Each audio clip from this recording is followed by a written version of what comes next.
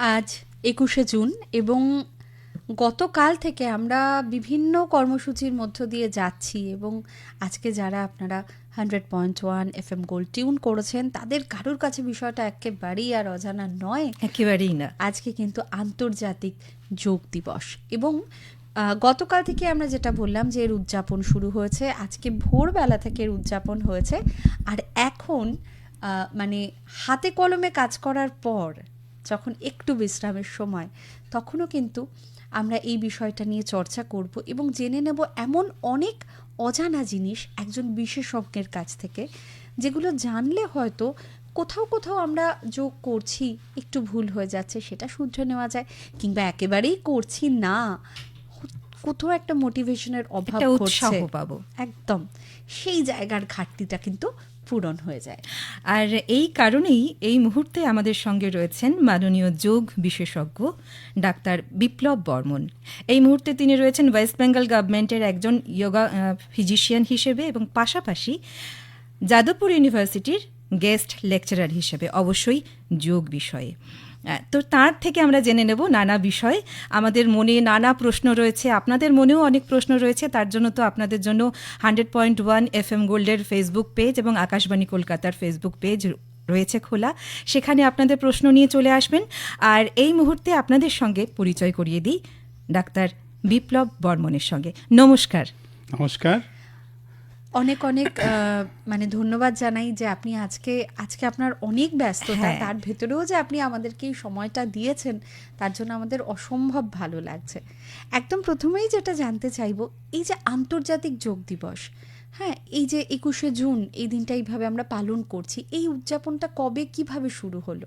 আচ্ছা, আজকের দিনে এটা বিশেষ জানার প্রয়োজন, সকলে মোটামুটি সকলে জানেন, তবু যেমন 2014 সালে রাষ্ট্রসংঘে আমাদের দেশের মাননীয় প্রধানমন্ত্রী উনি একটা প্রস্তাবনা আনেন ইন্টারন্যাশনাল যোগ ডে জন্য, এবং 27 দিনটি ছিল 27 সেপ্টেম্বর, এবং ওই দিনে রাষ্ট্রসংঘে এই বিলটি পাস হয় এবং 177টা দেশ এটা সমর্থন করেন, এবং তারপরেই প্রথম ইন্টারন্যাশনাল যোগ ডে 2015 সাল থেকে আজ পর্যন্ত চলে আসছে, এবং এবারের যোগ ডে হচ্ছে 12তম। এবং খুব ইন্টারেস্টিং ব্যাপার, এবার প্রত্যেকবারই একটা করে থিম থাকে। এবারের যোগ ডের থিম হচ্ছে হেলদি এজিং। আচ্ছা, এই যে পালন করা শুরু হলো 2014 থেকে এবং একটা প্রস্তাবনা গেল রাষ্ট্রসংঘের কাছে, এর পেছনে কারণ কি বলে আপনার মনে হয়? কারণটা যদি একটুখানি ছোট্ট করে বলেন। এটা কিন্তু খুব ইন্টারেস্টিং একটা বিষয় যে এতগুলো দেশ, বলতে পারা যায় যে সারা পৃথিবী হঠাৎ করে আমাদের দেশের এই যোগ বিষয়টা কেন এরমভাবে অ্যাকসেপ্ট করলো। কারণটা হচ্ছে সারা পৃথিবী অশান্ত হয়ে আছে, সারা পৃথিবীর মানুষের মধ্যে শারীরিক অসুস্থতা, মানসিক অসুস্থতার জন্য সারা পৃথিবীর মানুষ ওয়েলবিং যেটাকে আমরা বলছি, এটা চেষ্টা করে চলেছে। এবং বহু প্রাচীন থেকে যোগের আমাদের দেশের মুনি ঋষিরা এই বার্তা দিয়ে এসছেন, এবং এইটা আর আমাদের দেশের মধ্যে আটকে থাকেনি, সারা পৃথিবীতে এর প্রচার হয়েছে, এবং মানুষ দেখেছে শান্তি পাওয়ার জন্য, শরীর ঠিক রাখবার জন্য এবং মানসিকভাবে ভালো থাকার জন্য একমাত্র উপায় হচ্ছে যোগ সাধনা। সেই কারণেই আমাদের বুঝতে অসুবিধা হয় না যে এক বাক্যে সারা পৃথিবীর মানুষ এটাকে স্বীকার করে নিয়েছে তাদের উন্নতির জন্য। আমরা আর একটা কথা একটু জানতে চাইবো স্যার, এই যে আপনি বললেন যে প্রত্যেক বছর আলাদা আলাদা থিম থাকে এবং এবছরের থিম হচ্ছে হেলদি এজিং, তো এই এবছরের যে থিম সেটা নিয়ে যদি আপনি একটুখানি বলেন।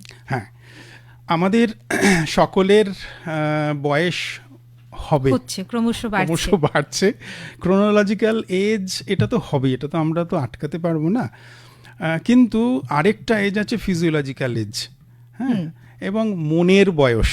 হ্যাঁ, তো ধরুন 25 বছর বয়সে আমি যদি নিজেকে উৎসাহ উদ্দীপনা ঠিকমতো ধরে রাখতে না পারি, আমি যদি ভাবি যে না আমার বোধহয় আমি পারবো না, তাহলে কিন্তু আমি বলতে পারি না যে তার 25 বছর এজ।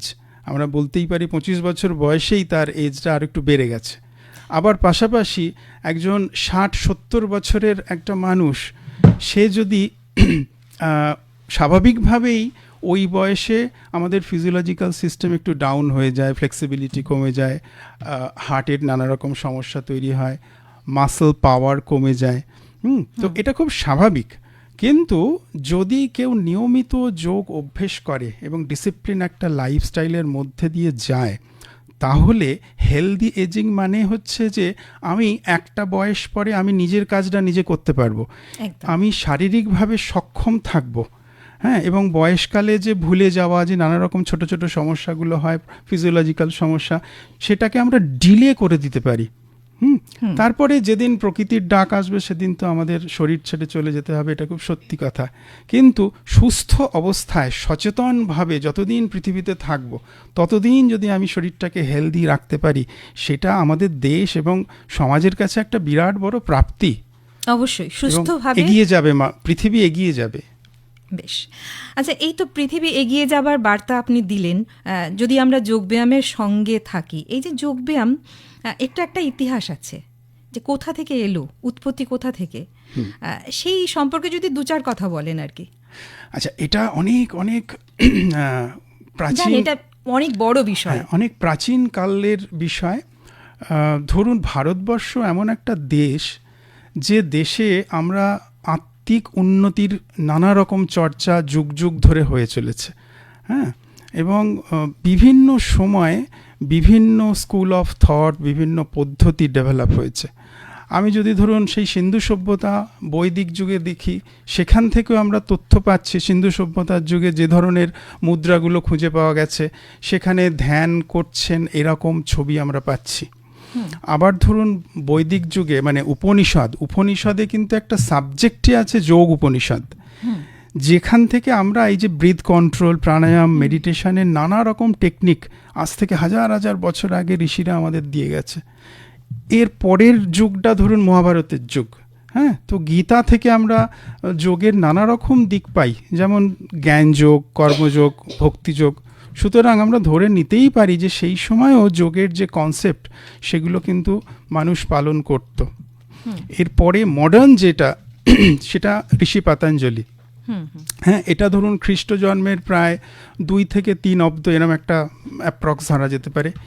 এই সময়ে ঋষি পতঞ্জলি, উনি অ্যাকচুয়ালি, আমরা ওই সময় থেকেই রিটেন ফর্মে যোগা সূত্রটা পাই, এবং উনি খুব সুন্দরভাবে যোগের যে টোটাল সিস্টেম, মানুষের যে ট্রান্সফরমেশন, সেটা কি সিস্টেমে হতে পারে, সেইটা উনি অষ্টাঙ্গ যোগ, উনি হচ্ছেন ফাউন্ডার, এবং অষ্টাঙ্গ যোগের এই কনসেপ্টের মাধ্যমে উনি বলে গেছেন কীরকমভাবে উন্নতিটা করা সম্ভব, এবং সেখানে উনি পরিষ্কারভাবে 8টা ধাপের কথা বলেছেন।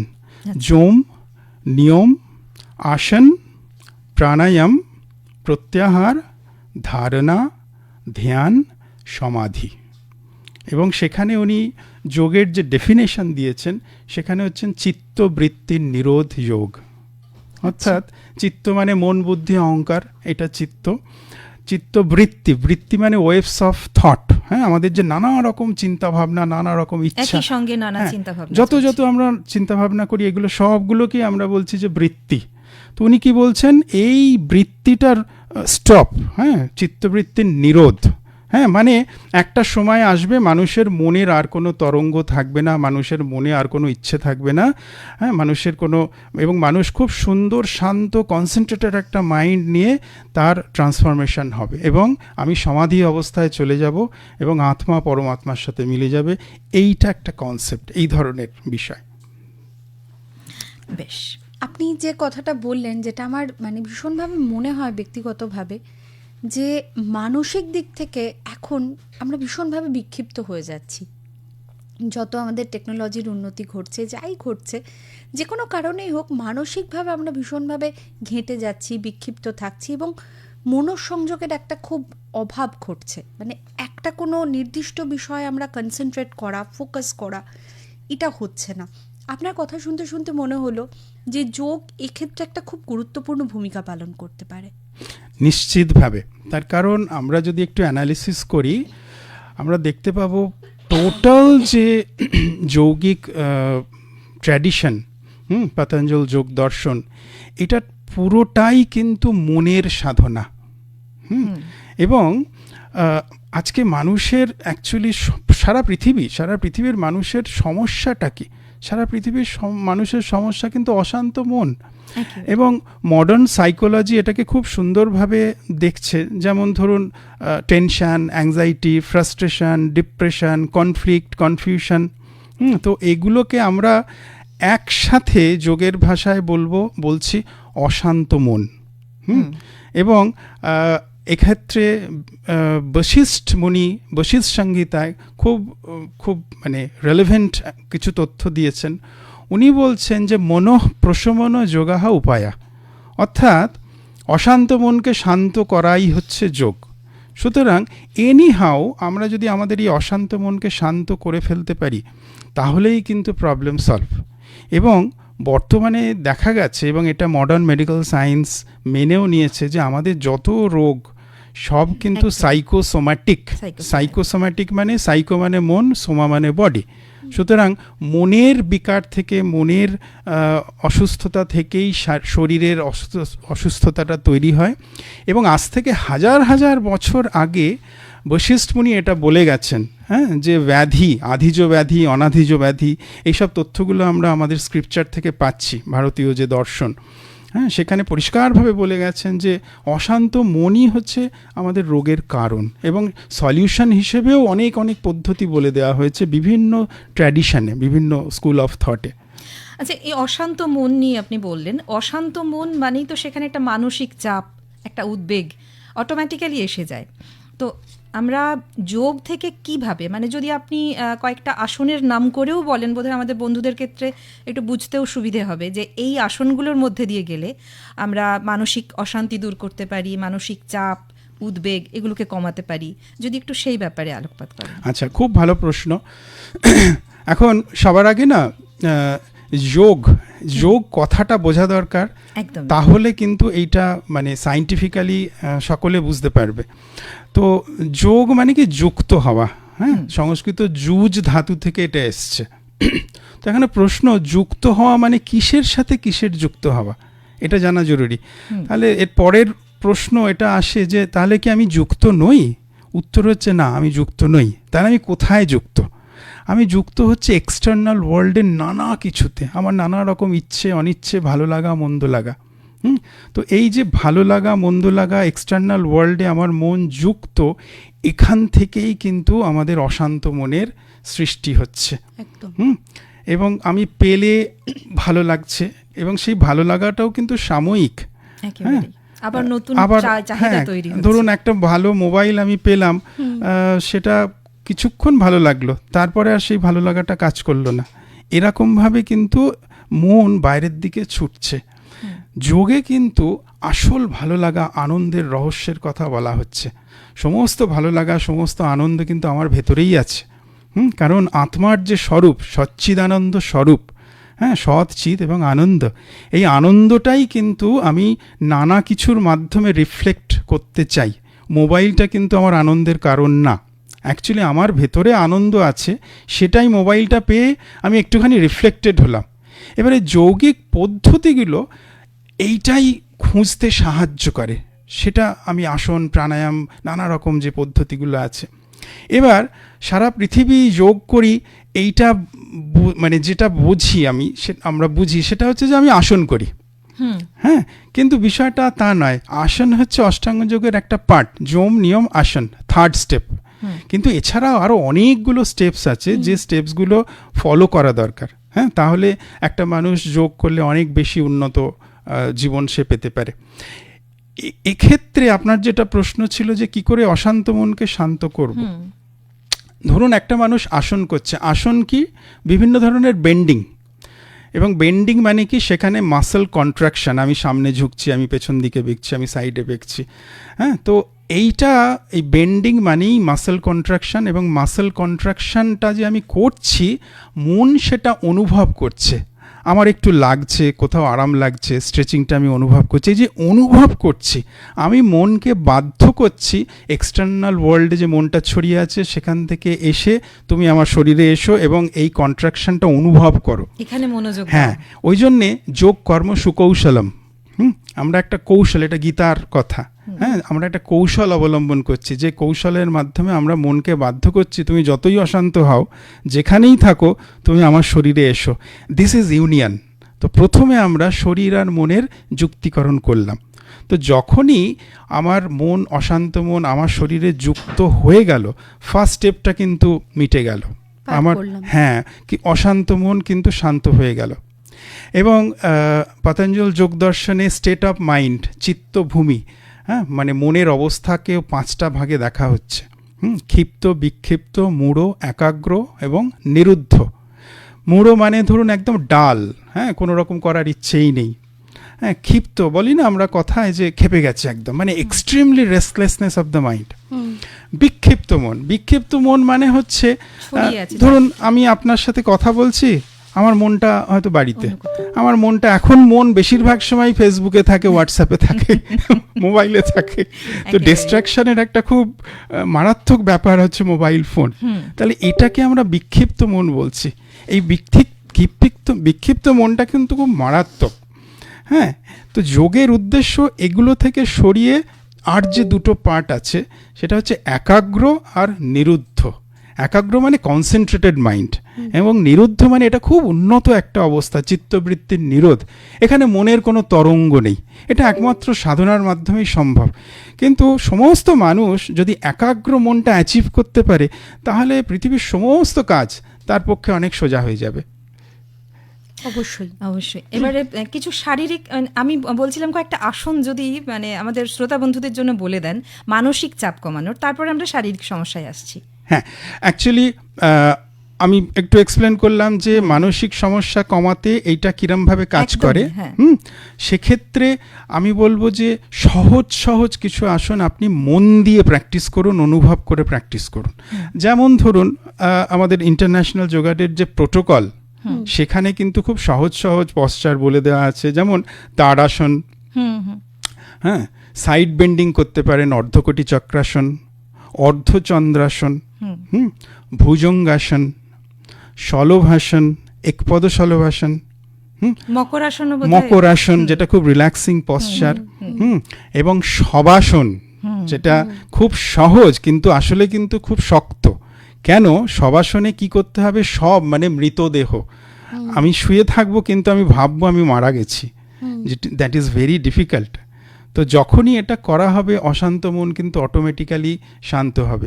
কিন্তু প্র্যাকটিসের সময় এইটা খুব জরুরি, অন্যভাবে কথা না বলে, যেটা হয় বেশিরভাগ ক্ষেত্রেই, যে আমি প্র্যাকটিস করছি, আসন করছি, অন্য কথা বলছি, এটা কোনোভাবেই অ্যাকসেপ্টেড নয়। পুরো মনটা দিয়ে মনোযোগের সাথে যে বেন্ডিংগুলো আমি করছি, আমাকে কিন্তু ওইভাবে প্র্যাকটিসটা করতে হবে, এবং করলে ডেফিনেটলি মনের এত ক্ষমতা নেই যে এক্সটার্নালি সে চলে যাবে। হ্যাঁ, তো সুতরাং এবং এটা আমাদের ঋষিদের দেখানো পথ। হ্যাঁ, এবং এটা এস্টাবলিশ সাবজেক্ট। হ্যাঁ, তখনকার দিনে এটা প্রমাণিত সত্য। আজকে বিভিন্ন বিশ্ববিদ্যালয় এটাকে আমরা সায়েন্টিফিক ল্যাবে প্রমাণ করছি যে মাসেলে কি পরিবর্তন হচ্ছে, আমাদের ব্রেনে ওয়েভগুলোতে কি পরিবর্তন হচ্ছে। সুতরাং প্র্যাকটিস যদি কেউ মন দিয়ে করে, আসনটা কি করছি that is not very important. যার যেটা মানে এবিলিটি আছে, মন দিয়ে প্র্যাকটিস করলে ডেফিনেটলি অশান্ত মন আমাদের শান্ত হবে। এছাড়া আমরা পরে তখন প্রাণায়ামের কথা পরে আসছি। একটা কথা শুনতে আমার খুব মনে হচ্ছিল বিপ্লব বাবু, যেটা এখন না একটা খুব কঠিন সমস্যা, বিশেষ করে বয়স্ক মানুষদের ক্ষেত্রে, যে এই যে স্মৃতিশক্তি এবং মানে যেটাকে আমরা এমসিআই বলা হচ্ছে সাইকোলজির টার্মে, যেটাকে বলা হচ্ছে যে মানে শর্ট টার্ম মেমোরি লস হচ্ছে। মানে বাড়িতে হয়তো একসাথে বসে খাওয়া দাওয়া করা হচ্ছে, কিন্তু যে মানুষটির এই সমস্যাটা হচ্ছে সে 20 মিনিট বাদে গিয়ে আবার তাকে বলছে কিরে এখনো খেলি না। তো আপনি বলছিলেন না যে স্মৃতিশক্তি দুর্বল হয়ে যাওয়া, ক্ষীণ হয়ে যাওয়া, এক্ষেত্রেও একটা যোগের ভূমিকা থাকতে পারে। তো সেইটা যদি আপনি একটু বলেন তাহলে মনে হয় অনেক মানুষ উপকৃত হবেন। এই অবস্থায় চলে যাওয়ার পরে কি যোগ দিয়ে রিকভারি করা যায়? একদম, করা যায়। আচ্ছা, স্মৃতি একদম আমাদের যে ঋষি পতঞ্জলি, উনি কিন্তু এটাকে বৃত্তি হিসেবে দেখিয়েছেন। স্মৃতি, মেমোরি, এটা একটা বৃত্তির মধ্যে একটা বৃত্তি। তো পঞ্চবৃত্তিটা কি? প্রমাণ, বিপর্যয়, বিকল্প, নিদ্রা, স্মৃতি। সুতরাং স্মৃতি যে আমাদের তৈরি হয়, মেমোরি যে তৈরি হয়, এগুলো কিন্তু কতগুলো স্টেপসের মাধ্যমে হয়। প্রমাণ মানে হচ্ছে যেটা চোখের সামনে আমি দেখতে পাচ্ছি, যে রিসিভ করছি, সেইটাই যখন আমি রাত্রিবেলা নিদ্রা মানে ঘুমোচ্ছি, হ্যাঁ, অটোমেটিক্যালি আমার ব্রেন যেগুলো মনে করার দরকার নেই সেগুলো বাদ দিয়ে দিচ্ছে, ডিলিট করে দিচ্ছে, এবং যেগুলো আমি খুব ভালো করে মনোযোগ দিয়ে দেখেছি বা শুনেছি, সেগুলোই কিন্তু স্মৃতি হিসেবে আমার মধ্যে, আমার ব্রেনে যে হিপোক্যাম্পাস আছে, সেই হিপোক্যাম্পাসে সেটা কোডিং আকারে সঞ্চয় করছে। এবার বয়স হওয়ার সাথে সাথে এই সিস্টেমটা একটু ডিস্টার্ব হয়ে যায়। তো দেখা গেছে যারা নিয়ম করে প্র্যাকটিস করেন, মেডিটেশন করেন, সেক্ষেত্রে হিপোক্যাম্পাসের যে সাইজ সেটা একটু বাড়ে, সেটা মেনটেন হয়। এবং আরেকটা আমাদের যে লিম্বিক সিস্টেম ব্রেনের, হ্যাঁ, অ্যামিগডালা, এ কিন্তু আমাদের রাগ, ফিয়ার এটাকে কন্ট্রোল করে। তো যত বেশি আমরা যৌগিক লাইফস্টাইল অ্যাডাপ্ট করব, মানে নিয়মিত আসন করছি, নিয়মিত প্রাণায়াম করছি, হ্যাঁ, নিয়মিত আমি মেডিটেশনে বসছি, তাহলে যেটা দেখা যাবে ভয় এবং রাগ এই বিষয়টা অনেকটা রিডিউস হয়ে যাবে এবং কন্ট্রোল হয়ে যাবে। মানে অ্যামিগডালার সাইজ ছোট হয়ে যায় এবং হিপোক্যাম্পাস মানে যেটা ইনফরমেশন সেন্টার, এইটা না ইনক্রিজ করে এবং এর অ্যাক্টিভনেস অনেক বেড়ে যায়।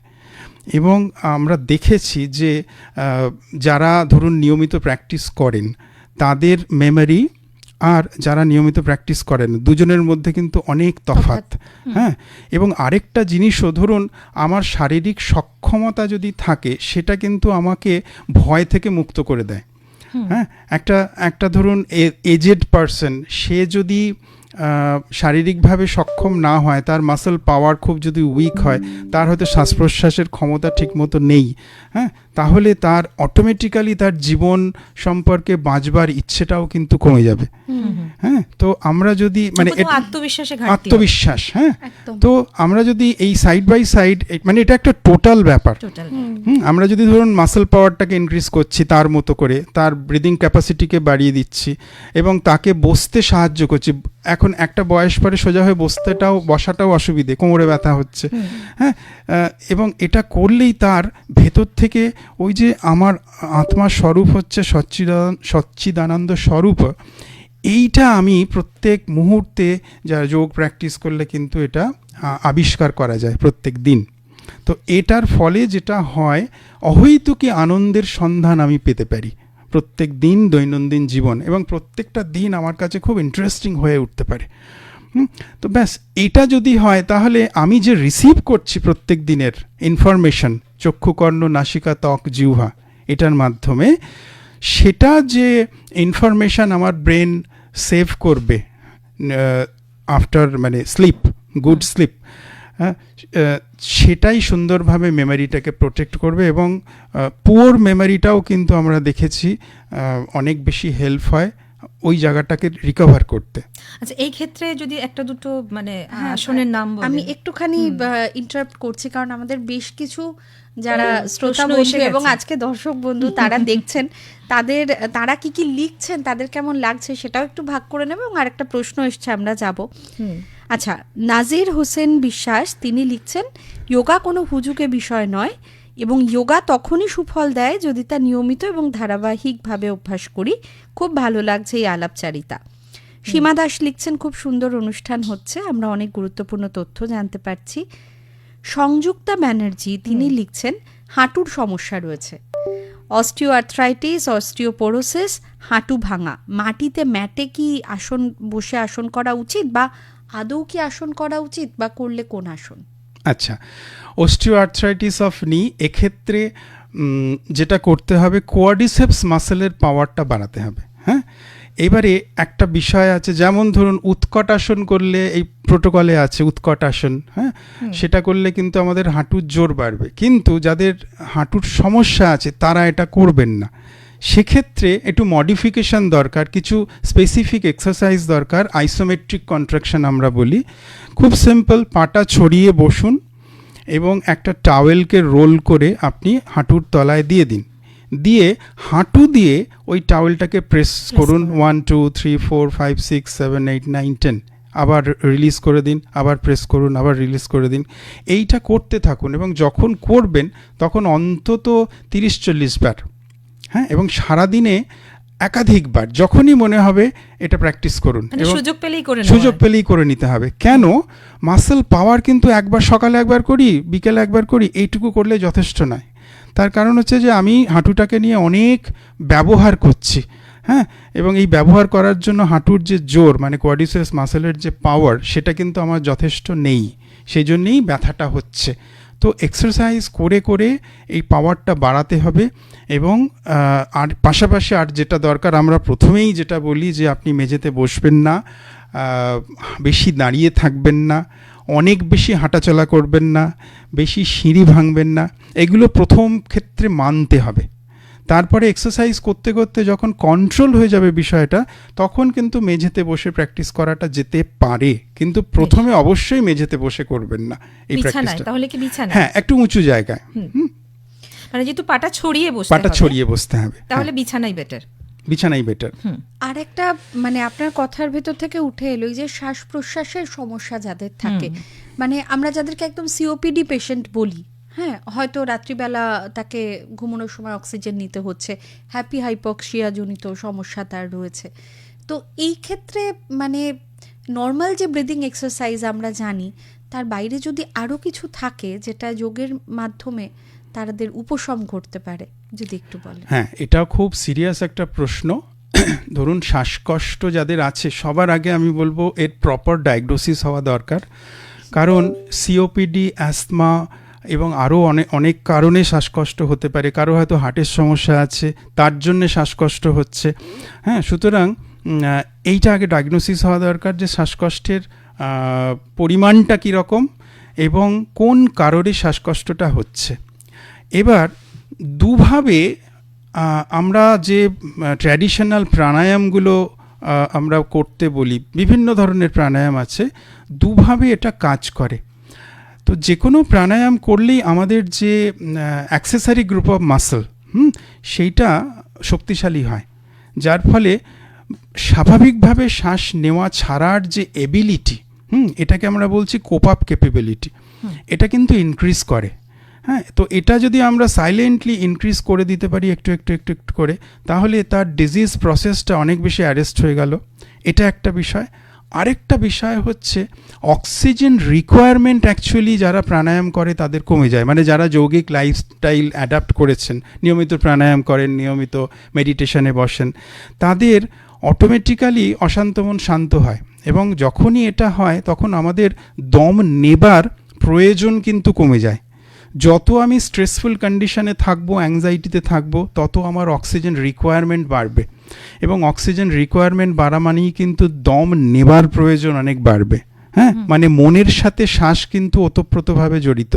অশান্ত মন মানে ব্রিথ ফাস্ট হবে। এক্ষেত্রে প্রাণায়ামে একদম স্পেসিফিক্যালি ডেফিনেশনেই ঋষি বলে গেছেন যে শ্বাস প্রশ্বাস গতির বিচ্ছেদ প্রাণায়ামা, অর্থাৎ প্রাণায়াম তাকে বলে যেটা আমাদের শ্বাস প্রশ্বাসের গতিকে কমিয়ে দেয়। তো যখনই যে কোনো একটা প্রাণায়াম আমরা করব সঙ্গে সঙ্গে, এবং এটা না অনেক করার দরকার নেই, 4-5টা করার সাথে সাথেই শ্বাস প্রশ্বাসের গতি কমে যাবে। গতি কমলে কি হয়, সঙ্গে সঙ্গে মনটা শান্ত হবে। শান্ত মন হলেই কি হবে, আমার যে অক্সিজেন রিকোয়ারমেন্ট এটা রিডিউস হয়ে যাবে। অক্সিজেনের রিকোয়ারমেন্ট রিডিউস হওয়া মানেই শ্বাস নেবার প্রয়োজন ভেতর থেকে কমে যাবে, যেটা খুব ইম্পর্ট্যান্ট একটা বিষয়। তো সেক্ষেত্রে আমরা সহজ যে প্রাণায়ামগুলো, যেমন ধরুন অনুলোম বিলোম প্রাণায়াম, নাড়ি শোধন প্রাণায়াম, হ্যাঁ, উজ্জায়ী, ভ্রামরি, এই ধরনের প্রাণায়ামগুলো যদি কেউ যে কোনো একটা প্র্যাকটিস করে তাহলে সঙ্গে সঙ্গে তার রিলিফ হবে। এটা যদি তার মিনিমাম শ্বাসকষ্ট থাকে করতে পারে, কিন্তু যদি সিভিয়ার শ্বাসকষ্ট থাকে সেক্ষেত্রে আমরা অবশ্যই, যেমন আরও কিছু প্রাণায়াম আছে, যে ভস্ত্রিকা, কপালভাতি, এগুলো সিভিয়ার শ্বাসকষ্ট থাকলে করবেন না। হ্যাঁ, তো মেডিকেশন একটু দরকার আছে, চেস্ট স্পেশালিস্টের সাথে কনসাল্ট করার প্রয়োজন আছে, কেন ডায়াগনোসিস হওয়া দরকার যে শ্বাস প্রশ্বাসের পরিমাণ কতটা, হ্যাঁ, এবং আপনার অক্সিজেন প্রয়োজন হচ্ছে নাকি, যেমন স্যাচুরেশনটা কীরকম সেইটা জেনে কিন্তু অবশ্যই প্রাণায়াম করাটা দরকার। হ্যাঁ, যদি খুব সিভিয়ার হয় সেক্ষেত্রে অক্সিজেনের প্রয়োজন হবে। মানে এই ধারণায় না আসা যে প্রাণায়াম করলে তো শ্বাসকষ্ট সেরে যায়, সুতরাং আমি অনেক প্রাণায়াম করে ফেলছি। হ্যাঁ, সেটাই আমার প্রশ্ন ছিল এর পরে, যে কতক্ষণ করা উচিত প্রাণায়াম, কতক্ষণ করব? প্রাণায়াম যতক্ষণ ভালো লাগবে, যতক্ষণ শরীরে ভালো হ্যাঁ, মানে ধরুন আপনি 10 বার 10টা রাউন্ড অনুলোম বিলোম করছেন, কি 20টা করছেন, তারপরে অটোমেটিক্যালি না আপনি শান্ত হয়ে যাবেন। হ্যাঁ, তখন অটোমেটিক্যালি হাত টিপের প্রাণায়াম, মানে যেমন হঠযোগ প্রদীপিকা আমাদের অষ্টকুম্ভকের কথা বলা হয়েছে, 8খানা প্রাণায়ামের বলা হয়েছে, সেখানে বিভিন্ন ধরনের ব্রিদিং টেকনিক। হ্যাঁ, তো এটা ধরুন আপনি 10টা করলেন, 20টা করলেন, পাশাপাশি পাতঞ্জল যোগ দর্শনে কিন্তু শুধু ব্রিদিং, মানে শ্বাস নেব, পূরক নেওয়া, হোল্ড, কুম্ভক, ছাড়া, রেচক, ব্যাস। আপনি যদি, যে কোনো মানুষ যদি শুধু এটুকু করে, মানে মন দিয়ে শ্বাস নেব, আটকে রাখবো যতক্ষণ পারবো, ধীরে ধীরে ছাড়বো, এটাও কিন্তু প্রাণায়াম। হ্যাঁ, অ্যাকচুয়ালি আমরা যখন শ্বাস প্রশ্বাস নিই তখন আমরা কিন্তু সচেতনভাবে নিই না।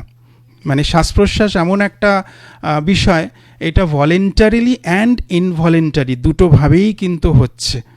আমি অটোমেটিক্যালি চলছে, আমরা কথা বলছি, এখন শ্বাস প্রশ্বাস চলছে, কিন্তু আমি যখন প্রাণায়াম করছি, যে prolong inhalation, hold, prolong acceleration, সেটা কিন্তু আমার ইচ্ছেতে হচ্ছে।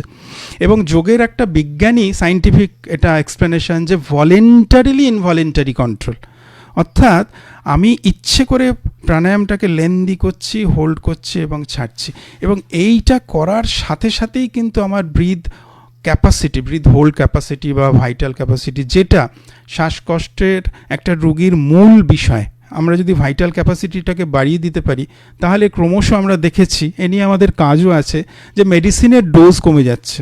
হ্যাঁ, যারা ইনহেলেশন নিচ্ছেন তাদের ডোজ কমে যাচ্ছে, আবার পাশাপাশি যারা শুধু ইনহেলেশন নেন তাদের অনেক বেশি ইনহেলেশন নেওয়ার দরকার পড়ছে। সুতরাং এক্ষেত্রে আমরা ইন্টিগ্রেটেড অ্যাপ্রোচ যদি অ্যাকসেপ্ট করি, মানে কিছু আমরা ওষুধ নেব, তার সাথে কিছু প্রাণায়াম প্র্যাকটিস করব, অবশ্যই বিশেষজ্ঞের পরামর্শ নিয়ে, তাহলে দেখা যাবে একটা নির্দিষ্ট সময়ের পরে ওষুধের ডোজ কমছে, এবং আমরা দেখেছি পেশেন্ট বলছে আমি ভালো আছি আগের থেকে। সেরকমই একটা উত্তরও আমাদের এখানে ফেসবুক পেজে লিখেছেন প্রলয় কুমার জানা, লিখছেন, আমি গত 30 বছর কোমর সমস্যা থাকলেও যোগা করে ভালো আছি।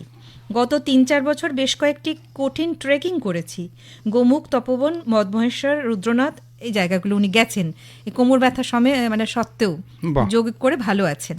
তো এই ধরুন উনি ভালো আছেন, কিন্তু অনেকে ব্যথায় ভুগছেন কিন্তু ভালো নেই, যোগও করেন না, তারা কিভাবে চর্চা করবেন? আপনার কথা শুনে কিভাবে কি শুরু করবেন? হ্যাঁ, প্রথমে আমি শ্রোতা বন্ধুদের বলবো যে ডায়াগনোসিসটা করা দরকার, কারণ কোমরে দেখিয়ে নেবেন, হ্যাঁ, অর্থোপেডিক হোক, যে কোনো স্পেশালিস্ট কাউকে, কেন কোমরে ব্যথা এরিয়াটা কিন্তু অনেক বড়। হ্যাঁ, সকলে শুধু স্পন্ডাইলোসিসের জন্য কিন্তু কোমরে ব্যথা নাও হতে পারে, এবং সবাই ভাবে আমার স্পন্ডাইলোসিস হয়েছে এটা ভেবেই চলে। তো অনেকগুলো বিষয় আছে, স্পন্ডাইলোসিস, স্পন্ডেলাইটিস, যেটা এনকাইলোজিং স্পন্ডেলাইটিস, যেটা খুব ভেরি রেয়ার, স্পন্ডাইলোলিস্থেসিস, হ্যাঁ, এগুলো সবগুলোই কিন্তু আলাদা। হ্যাঁ, স্পন্ডাইলোলাইসিস, সব এটা মানে সবগুলোর জন্যই কিন্তু কোমরে ব্যথা হয়। আবার ধরুন কারোর অস্টিওপোরোসিস আছে, তার জন্য কোমরে ব্যথা হতে পারে। হ্যাঁ, স্পাইনে একটা অ্যাবসেস হয়েছে, কোমরে ব্যথা হতে পারে। তারপরে ধরুন লাম্বারে যদি কোনো লাম্বার ক্যানেল স্টেনোসিস থাকে, তারপরে ডিস্ক প্রোল্যাপস হতে পারে। তো এই সবগুলোর জন্যে কোমরে ব্যথা হবে। দেখা যায় যে এগুলো কোনোটাই না, তার সিম্পল কোলাইটিস হয়েছে, তার জন্যও কিন্তু ইউরিন ইনফেকশন, তার জন্যও কিন্তু ব্যাক পেন হতে পারে। কিডনির সমস্যা থেকে, হ্যাঁ, কিডনিতে স্টোন হলে আমি শুনেছি অনেকের। তো বিষয় যেটা তো সবার আগে তাহলে ডায়াগনোসিসটা হওয়া দরকার যে কি কারণে কোমর ব্যথা হচ্ছে। সেটা হলো, আমি ধরলাম যে বেশিরভাগ মানুষের যেটা হয় যে ডিজেনারেটিভ চেঞ্জ, সেটা হচ্ছে স্পন্ডাইলোসিস, বেশিরভাগ মানুষেরই হয়, মানে 100 জনের মধ্যে 80 জনের হতেই পারে। তো সেক্ষেত্রে যেটা আমরা বলবো, প্রথমে এমন কিছু আসন করা দরকার যেটাতে ব্যাক মাসেলগুলো স্ট্রেচিং হয়, ঠিক আছে? স্ট্রেচিং আর টোনিং দুটো কিন্তু আলাদা বিষয়। যেমন পবন মুক্তাসন কেউ যদি করে তাহলে ব্যাক মাসেলের স্ট্রেচিং হবে, হ্যাঁ। এবং পবন মুক্তাসনের অনেক রকম ভেরিয়েশন আছে, সেটা অ্যাকর্ডিং টু তার এবিলিটি অনুযায়ী বিশেষজ্ঞ তাকে বলে দেবেন। তো কিছুদিন পবন মুক্তাসন করলে তার সাথে সাথে একটু মানে গরম সেঁক বা বরফ সেঁক এগুলো দিলে কিন্তু স্বাভাবিকভাবে তার ব্যথা কমবে। এটা করে ব্যথাটা আগে কমাতে হবে, মানে পবন মুক্তাসন এবং পেন রিডিউসিং যে আরও মেথডগুলো আছে। কিছুদিন বাদে যখন ব্যথাটা একটু কমবে, তারপরে যেটা দরকার মাসেল স্ট্রেনদেনিং। সেগুলো কোনটা? যেমন ধরুন ভুজঙ্গাসন, একপদ শলবাসন, হ্যাঁ, এই দুটো আসন কেউ যদি করে তাহলে কিন্তু নিয়ম করে তাহলে কিন্তু তার স্ট্রেনদেনিং হবে। এবং স্ট্রেনদেনিং মানেই হচ্ছে ব্যাক মাসেলটা তাকে প্রোটেক্ট করছে, হ্যাঁ, হাঁটাচলা করতে, সোজা হয়ে বসতে সাহায্য করছে এইটা। এবার পাশাপাশি যেটা দরকার কেয়ার, পশ্চারাল কেয়ার, মানে নরম বিছানায় শোবো না, অনেকক্ষণ হাঁটবো না, অনেকক্ষণ বসে থাকবো না, হ্যাঁ। তো মানে যে কোনো লং টার্ম অ্যাক্টিভিটি, ভারী জিনিস তুলবো না, তাকে এগুলোকে অ্যাভয়েড করতে হবে। এবং অ্যাভয়েড করতে হবে তার সাথে সাথে নিয়মিত প্র্যাকটিসটা করতে হবে। কিন্তু বাস্তবে আমরা যেটা দেখেছি, এগুলো করলে একটা মানুষ কিন্তু অনেকটা রিলিফ পায়, সুস্থ হয়ে যায়। সুস্থ হয়ে যাওয়ার পরেই সে সেগুলো ভুলে যায়, সে আর নিয়মিত প্র্যাকটিসটা আর করে না। তো শ্রোতা বন্ধুদের আমার রিকোয়েস্ট, আপনি সেরে গেলেও কিন্তু যোগ প্র্যাকটিসটা করে যেতে হবে নিয়মিত। হ্যাঁ, বলে না যে আসলে আমরা শুরু করি অনেকবার, শুরু করে আমরা আরেকবার একটু যাব সংযুক্তা ব্যানার্জি। সংযুক্তা দি আমাদেরই সহকর্মী। তো সংযুক্তা দি উত্তর দিয়েছেন যে আমি নিজে গত কয়েক বছর নিয়মিত যোগাসন প্রাণায়াম করছি, আগের চেয়ে অনেকটা ভালো আছি এবং বক্স ব্রিদিং করে 1280 সিঁড়ি উঠেছি এবং নেমেছি। আচ্ছা, অসীম সেন বিকেপাল এভিনিউ থেকে, তিনি, তার বয়স 60 বছর, তিনি প্রশ্ন করেছেন যে আমার প্রশ্ন, হাই ব্লাড প্রেশার কি করে কন্ট্রোল করা যাবে যদি একটু বলেন। আমার প্রেশার 100/130-এর আশেপাশে থাকে, বয়স প্রায় 60। আচ্ছা, খুব ভালো প্রশ্ন। থেরাপিউটিক এরিয়া নিয়ে কথা বলার আগে একটুখানি আরেকটু মানে বড় অ্যাসপেক্টে ইনফরমেশনটা দিতে চাই। যেমন একটা দিক আমরা অ্যারেস্ট করলে কিন্তু কাজ হবে না। কেন? যে কোনো শারীরিক সমস্যায় মানুষের সবচেয়ে সহজ উপায় কি? আমরা ওষুধ খাবো। তো ওষুধ খেয়ে যে সলিউশন হয় না, এটা সারা পৃথিবীর মানুষ ইন্টারন্যাশনাল যোগা ডে পালন করছে, সেটাই প্রমাণ। সুতরাং কেন ভালো হয় না? তার কারণ রুট কজটা কিন্তু অন্য।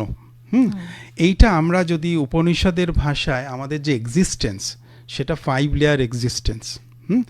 যেমন সেটা আমরা এভাবে যদি দেখি যে পঞ্চকোষা কনসেপ্ট বলি, যে আমরা যে যাকে দেখতে পাচ্ছি একটা মানুষ সামনে বসে আছেন, এটাকে আমরা বলছি অন্নময় কোষ, মানে ফিজিক্যাল বডি। তো উপনিষদ বলছে যে এটা সব নয়, এটার পেছনে আরেকটা শরীর আছে, সেটা কি? প্রাণময় কোষ, হ্যাঁ, প্রাণিক বডি। বলছে এটা শেষ না, এটার পেছনে আরেকটা বডি আছে, কি? সেটা মনোময় কোষ, মানে মাইন্ড বডি। বলছে এটাও শেষ না, এটার পেছনে আরেকটা বডি আছে, সেটা কি? বিজ্ঞানময় কোষ, মানে ইন্টেলেকচুয়াল বডি। বলছে এটাও শেষ না, এটার পেছনে আছে আনন্দময় কোষ। বলছে এটাও শেষ না, এর পেছনে আরেকটা আছে, সেটা কি? সেটা হচ্ছে আত্মা, আনন্দ ইটসেলফ। এবার কারোর একটা সমস্যা হচ্ছে, সেটা হাইপারটেনশন হতে পারে, অস্টিওআর্থ্রাইটিস হতে পারে, ডায়াবেটিস হতে পারে। সমস্যাটা কিন্তু অন্নময় কোষে যখন ম্যানিফেস্ট হচ্ছে তখন আমরা বলছি ওইটা, কিন্তু তার আরও আগে এই যে লেয়ারগুলো আছে সেইগুলোর কিন্তু ইমব্যালেন্স তৈরি হয়। এবারে যৌগিক পদ্ধতিটা আমরা যেটা করি সেটা কিন্তু এই যে 5 লেয়ার কন্ট্রোল। তো প্রত্যেকটা লেয়ারের জন্য আলাদা আলাদা আমরা প্র্যাকটিস দিই, যার ফলে আরও ডেফিনিট হয় আমাদের যে যোগ থেরাপিটা। সেক্ষেত্রে যেমন ধরুন যেটা বললেন যে হাইপার টেনশন, তো হাইপার টেনশন মানেই হচ্ছে এটা সিম্প্যাথেটিক অ্যাক্টিভেশন, মানে আপনি এক্সটার্নাল ওয়ার্ল্ড থেকে স্টিমুলেশন নিলেন, নিয়ে আপনি মানসিক দিক থেকে অশান্ত হয়ে পড়লেন, আপনার হার্টটা পাম্প বেশি করলো, এবং এটা যদি কন্টিনিউয়াস হতে থাকে তাহলে আপনার হাইপার টেনশন হবে। পাশাপাশি ফিজিওলজিক্যাল কিছু সমস্যা থাকে, যদি মানে ধরুন আপনার লিপিড প্রোফাইল বেশি আছে, হ্যাঁ, আপনার এজিংয়ের জন্য পেরিফেরাল রেজিস্ট্যান্স বেশি, মানে ধরুন মাসল খুব স্টিফ, এবং স্ট্রেস অ্যাংজাইটিতে থাকলেই কিন্তু মাসল টাইট হয়ে যায়, স্টিফ হয়ে যায়, যার ফলে পেরিফেরাল রেজিস্ট্যান্সটা বেশি হয়। এবারে যখনই আমরা যৌগিক পদ্ধতিগুলো অ্যাডাপ্ট করি, সঙ্গে সঙ্গে এই প্রত্যেকটা বিষয় রিডিউস হয়। সেক্ষেত্রে খুব সিম্পল দুটো দিক আমরা বলবো, যে আপনি স্ট্রেচিং করুন, যে স্ট্রেচিংগুলোর মাধ্যমে শরীরের একটা আরাম হয়, সহজ সহজ কিছু পশ্চার, আর নিয়মিত প্রাণায়াম অ্যান্ড মেডিটেশন, এটা করলে অশান্ত মন শান্ত হয়। এবং আমাদের সূত্রাতেই তো বলা আছে যে শ্বাস প্রশ্বাস ও গতির বিচ্ছেদ প্রাণায়াম, তো এটা করলে সাথে সাথে আমার অশান্ত মন শান্ত হবে। এতে কি হয়, প্যারাসিম্প্যাথেটিক নার্ভাস সিস্টেম অ্যাক্টিভ হয়, এবং যার ফলে নর্মালি যখন প্যারাসিম্প্যাথেটিক নার্ভাস সিস্টেম অ্যাক্টিভ হয় তখন আমাদের যে হার্ট রেট এটা রিডিউস হয়, নর্মালি আপনার হার্ট প্রেশার কমে যাবে। এবং যোগ প্র্যাকটিস করার সাথে সাথে যেটা হয়, আরও ফিল গুড ফ্যাক্টরগুলো আমাদের বডিতে ইনক্রিজ করে, মানে সেরোটোনিন, ডোপামিন, এন্ডোরফিন, এগুলো যে কত উপকারী এক একটা নিউরো ট্রান্সমিটার, হ্যাঁ, যেটা অটোমেটিক্যালি কেউ যোগা একটুখানি প্র্যাকটিস করলেই এটা রিলিজ হতে পারে, এবং সব কিছু কন্ট্রোল হয়। মানে আমাদের হার্ট প্রেশার, হার্ট বলুন, হার্টের ব্যথা বলুন, এভাবে যদি নিয়মিত প্র্যাকটিস করে উপকার পেতেই পারে। আচ্ছা, এই অনেকগুলো শারীরিক সমস্যা নিয়ে আমরা কথা বললাম, ফ্রোজেন শোল্ডার এখন কিন্তু বাড়ি বাড়ি, এই সমস্যাটা, এটা নিয়েও যদি কিছু বলেন আর কি। হ্যাঁ, এটাকে আমরা বলি অ্যাডহেসিভ ক্যাপসুলাইটিস। তো সবার আগে যদি খুব ব্যথা হয়, সেক্ষেত্রে একটু ব্যথা কমানোর জন্য আমরা বরফ দিতে বলি, হ্যাঁ, এবং সেই বরফ দেওয়ার পরিমাণটা ধরুন 15 মিনিট, হ্যাঁ, 15 মিনিট বরফ, ডিরেক্ট বরফ, একদম ডাইরেক্ট বরফ দেওয়ার একটা সিস্টেম আছে। সেখানে একটুখানি যে কোনো ভেজিটেবল অয়েল লাগিয়ে নিতে হয়, মানে ধরুন ডেলটয়েড বা শোল্ডার রিজিয়নে যেখানে ব্যথা হচ্ছে, একটু লাগিয়ে 15 মিনিট ডিরেক্ট বরফ দেওয়া যেতে পারে, দিলে ব্যথাটা কমে। এবারে তার যদি ইনফ্লামেশন থাকে, মানে ব্যথার নেচার কীরকম তার উপরে নির্ভর করছে, কিন্তু ধরুন জায়গাটা গরম হয়ে নেই, স্টিফ হয়ে আছে, সেক্ষেত্রে কিন্তু গরমটা দিলে কাজ হবে। এবং এইটা আগে বুঝতে হবে যে কখন বরফ দেব, কখন গরম দেব, ঠিক আছে? তো এটা বুঝে আগে এই ট্রিটমেন্টটা দরকার, তাহলে কিছুদিনের মধ্যে তার ব্যথাটা কন্ট্রোল হবে। তারপরে যেটা দরকার, শোল্ডার মুভমেন্ট। বিভিন্ন ধরনের ব্রিদিং প্র্যাকটিসে আমরা যেটা করি যে এলিভেশন অফ শোল্ডার, মানে জাস্ট কাঁধটাকে তোলা নামানো, হ্যাঁ, এবং হাতটাকে আমি হ্যান্ড স্ট্রেচিং এগেনস্ট দ্য ওয়াল, হাতটাকে আমি দেয়ালে ভর দিয়ে আস্তে আস্তে তুলছি, হ্যাঁ, যে হাতে সমস্যা অন্য হাত দিয়ে ধরে হাতটাকে আমি ওপরে তুলছি, মানে এনি হাউ আমাকে হাতটা তুলতে হবে। এখন ফ্রোজেন শোল্ডার হলেই মানুষের যেটা একটা ফিয়ার তৈরি হয়ে যায়, নাড়ানাড়ি করব না, ব্যথা বাড়বে, এটাতে কিন্তু আরও বেশি স্টিফ হয়ে যাবে। আপনাকে মুভমেন্ট করতেই হবে। দরকার মতো আপনি ওষুধ নিতেই পারেন, এবং আরও যে সমস্ত পদ্ধতিগুলো আছে, ফিজিওথেরাপি, আমরা আল্ট্রাসাউন্ড, আইএফটি, এগুলো ইউজ করে থাকি, তাতে ব্যথাটা কমে। প্রথম কিন্তু ব্যথাটা কমাতে হবে, তার পাশাপাশি এই ধরনের কিছু মুভমেন্ট এক্সারসাইজ করলে definitely it will take time. এটা কিন্তু ম্যাজিকের মতো 1 সপ্তাহ 2 সপ্তাহে সারবে না, সাধারণত 2 থেকে 3 মাস লাগে রিলিফ হতে। সেজন্যে উৎসাহটা নিজের মধ্যে থাকতে হবে যে প্রত্যেক দিন, প্রত্যেক মুহূর্তে সময় পেলে, সুযোগ পেলে আমি হাতটা ওপর দিকে তুলব। এটুকু যদি কেউ করে, তাহলে আপনি নিজেই নিজের ফ্রোজেন শোল্ডারকে সারিয়ে তুলবেন। আর এই আমাদের বোধহয় এখন এই ব্যস্ত জীবনে উৎসাহটাই বোধহয় সব থেকে অভাব এখন। এইটা আমারও একটুখানি, মানে কিভাবে বাড়ানো যায়, আমি একটুখানি বলতে চাই স্যার, যেটা আপনি বলছিলেন যে আমরা যখন প্রয়োজন হচ্ছে করছি, এবং তারপর যখন উপশম হয়ে যাচ্ছে, সেরে যাচ্ছি, তখন ভুলে যাচ্ছি, ছেড়ে দিচ্ছি। এইটা তো একরকম সমস্যা। কিন্তু কিছু মানুষের ক্ষেত্রে এখন এই সমস্যাটা দেখা যাচ্ছে যে সে সমস্যায় ভুগছে, তার উপশমের প্রয়োজন, তারপরও সে নিজের ভেতর থেকে মোটিভেশনটা আনতে পারছে না যে আমি এটা করব। সে হয়তো করলে আরাম পাবে, কিন্তু সে তাও করছে না। তো এরকম ক্ষেত্রে সেই ধরনের মানুষকে কি মোটিভেট করার জন্য অন্য কোনো উপায় আছে, মানে যার সন্ধান যোগ দেয়? যোগ এটার সন্ধান দেয়, কিন্তু এটা একটা খুব শক্ত প্রশ্ন, উত্তরটাও পালন করা বেশ কঠিন, কিন্তু আমি বলবার চেষ্টা করছি। এক্ষেত্রে প্রত্যাহার যোগ, এই কনসেপ্টটা একটু মানুষের বোঝা দরকার। হ্যাঁ, প্রত্যাহার মানে যেমন যোম, নিয়ম, আসন, প্রাণায়াম, প্রত্যাহার। প্রত্যাহার মানে হচ্ছে withdraw senses from outer object. হ্যাঁ, তো আমার করতে ইচ্ছে করছে না মানেই দুটো হতে পারে, আমার মনটা অন্য কিছুর মধ্যে এঙ্গেজ, আরেকটা হচ্ছে আমি মোড অফ ইগনোরেন্সে আছি, মানে তামসিক অবস্থায় আছি। হ্যাঁ, তো তামসিক অবস্থায় থাকলে নর্মালি যেটা হবে আমার উৎসাহহীনতাই হবে।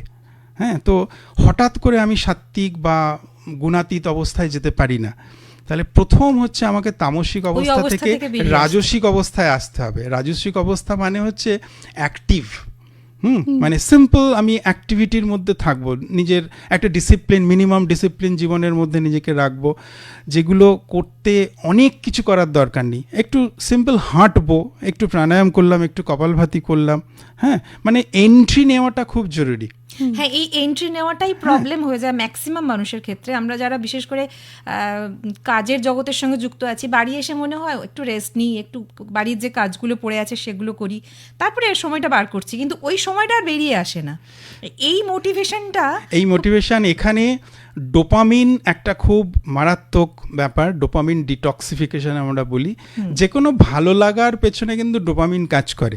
হ্যাঁ, ধরুন, এবং মোবাইলটাকে এখানে আমরা শত্রু বলতেই পারি, আমরাও মানছি না। মোবাইল এবং কিছু কিছু ক্ষেত্রে বয়স্ক মানুষদের ক্ষেত্রে দেখছি টেলিভিশন। এটা কেন? এর পেছনে কিন্তু ডোপামিন কাজ করছে। ধরুন, মোবাইলটা আমরা ফেসবুক, হোয়াটসঅ্যাপ বা আরও যে নানা রকম চ্যাট আছে সেগুলো করছি। কেন করছি? করে করে করে করে অ্যাকচুয়ালি ডোপামিন সিক্রিয়েট হচ্ছে, এবং ডোপামিন সিক্রিয়েশন হওয়ার সাথে সাথে ভালো লাগা তৈরি হচ্ছে। হ্যাঁ, বা টেলিভিশন যারা দেখছেন কন্টিনিউয়াস, হ্যাঁ, এইবারে আমি আমার মনকে বলছি এবার চলো একটু প্রাণায়াম করো, এবার একটু এক্সারসাইজ করো, আমার মন কিন্তু শুনবে না। কেন? ওগুলো করে ডোপামিন রিলিজ হবে না। হ্যাঁ, এবং রিলিজ না হলে আমার ভালো লাগাটা তৈরি হবে না। তো প্রথম কাজ হচ্ছে, এটা একটু কষ্ট হবে, ডোপামিন ডিটক্সিফিকেশন। মানে মানুষকে না একটু বোর হতে হবে। আমরা কেন মোবাইলটা দেখি? আমরা বোর হতে চাই না। তো ডিটক্সিফিকেশনের ক্ষেত্রে 3 দিন যদি একটু নিজেকে বোর করি যে মোবাইলটা দেখবো না বা টিভিটা দেখবো না, একটু একটু করে যার যেরকম প্রবলেম, ধরা যাক একটু প্রাণায়াম করলাম, একটুখানি মুভমেন্ট করলাম, কোনো আসন করলাম, এইটা 1 দিন 2 দিন 3 দিন 4 দিন করতে করতে আস্তে আস্তে কিন্তু ওই জগৎটার মধ্যে থেকে ভালোবাসা আসবেই। কারণ ওই বিষয়গুলো তো আছে, অশান্ত মন শান্ত হচ্ছে, আমার শরীর একটা স্ট্রেচিং তৈরি হচ্ছে, আমি আমার আনন্দের যে রাজ্য নিজের ভেতরেই আছে সেটা খুঁজে পাচ্ছি, এবং খুঁজে পাওয়ার সাথে সাথে অটোমেটিক্যালি কিছুদিন বাদে কষ্ট হলেও, এবং ওই কষ্টটাকে আমরা বলি সুইট পেন, ওই কষ্টটা আমরা একটু যদি 7 দিন 10 দিন করি, তারপরে কিন্তু ডোপামিন সিক্রিয়েট হবে প্রাণায়াম করলে বা এক্সারসাইজ।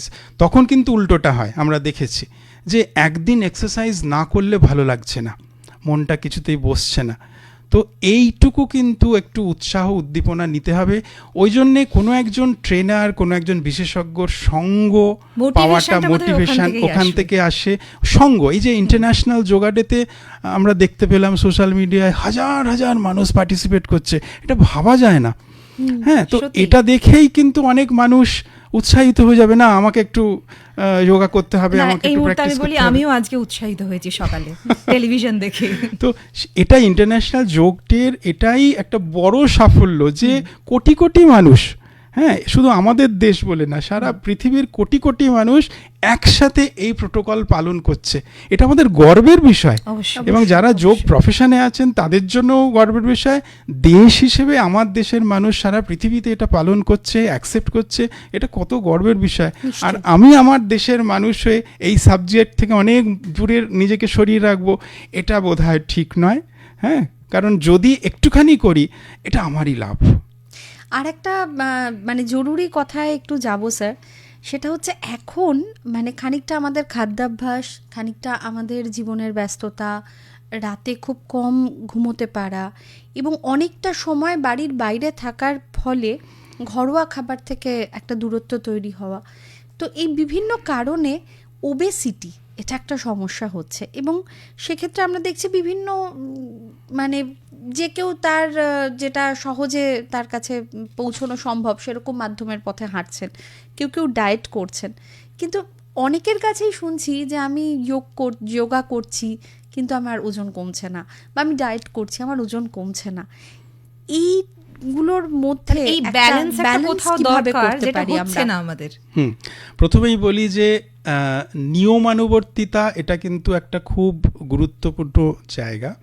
মানে বেশিরভাগ ক্ষেত্রেই আমি 7 দিন পালন করলাম আর তারপরে ভুলে গেলাম, এটা করলে হবে না। বেশ কিছুদিন কন্টিনিউ এটা দরকার। এবং এক্ষেত্রে ডায়েটের ক্ষেত্রে যোগ যে কথাগুলো বলছে, মিতাহার, মানে কম খাও, অল্প খাও। এবং আরেকটা খুব ইন্টারেস্টিং এরিয়া আমরা পাই আমাদের এই যোগশাস্ত্র থেকে, কোন ভাব নিয়ে খাবার খাবো।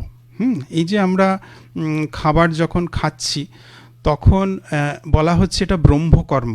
হ্যাঁ, গীতায় যে ব্রহ্মার্পণম ব্রহ্মহবি ব্রহ্মাগ্নৌ ব্রহ্মানুহূতম ব্রহ্মৈব তেন গন্তব্যম ব্রহ্মকর্ম সমাধিনা, মানে এটা বলা হচ্ছে ব্রহ্মকর্ম। মানে আমি ধরুন মুড়িও যদি খাই, এটা অ্যাকচুয়ালি এটা একটা ব্রহ্মকর্ম। তো এই বোধে যদি খাবার খাই, হ্যাঁ, তাহলে অটোমেটিক্যালি আমার খাবারের অ্যাকচুয়ালি এটা যেটা খাচ্ছি খুব সন্তুষ্ট হয়ে, সন্তুষ্ট এবং মন দিয়ে শ্রদ্ধার সাথে খাবারটা খেতে হবে। কেন অশান্ত মন, বেশিরভাগ মানুষই অশান্ত মন নিয়ে খায়। বেরোতে হবে, 10টা ট্রেন ধরবো, চটপট করে কোনো রকমে খেয়ে নিলাম। তাড়াহুড়ো করে খাবার খেলে ডাইজেশনটা শুরু হয় মুখ থেকে, টায়ালিন সিক্রেশনটা হলো না। আর কি হয়, দ্রুত খাবার খেলে আমাদের সিম্প্যাথেটিক নার্ভাস সিস্টেম অ্যাক্টিভ হয়ে গিয়ে অ্যাসিড সিক্রেশন বেড়ে যায়, এনজাইম সিক্রেশনটা লক হয়ে যায়। হ্যাঁ, যার ফলে এটাও কিন্তু একটা কারণ। হ্যাঁ, এবং অ্যাসিডিক ব্লাড ওজন ডিপোজিশন মানে ফ্যাট ডিপোজিশনের উপযুক্ত জমি। সুতরাং আমরা যদি প্রত্যেক দিন অ্যাসিড সিক্রেশনটা বাড়াই, তাহলে আমাদের কোনো দিনই খাদ্যের মাধ্যমে সুফল আমরা পাবো না।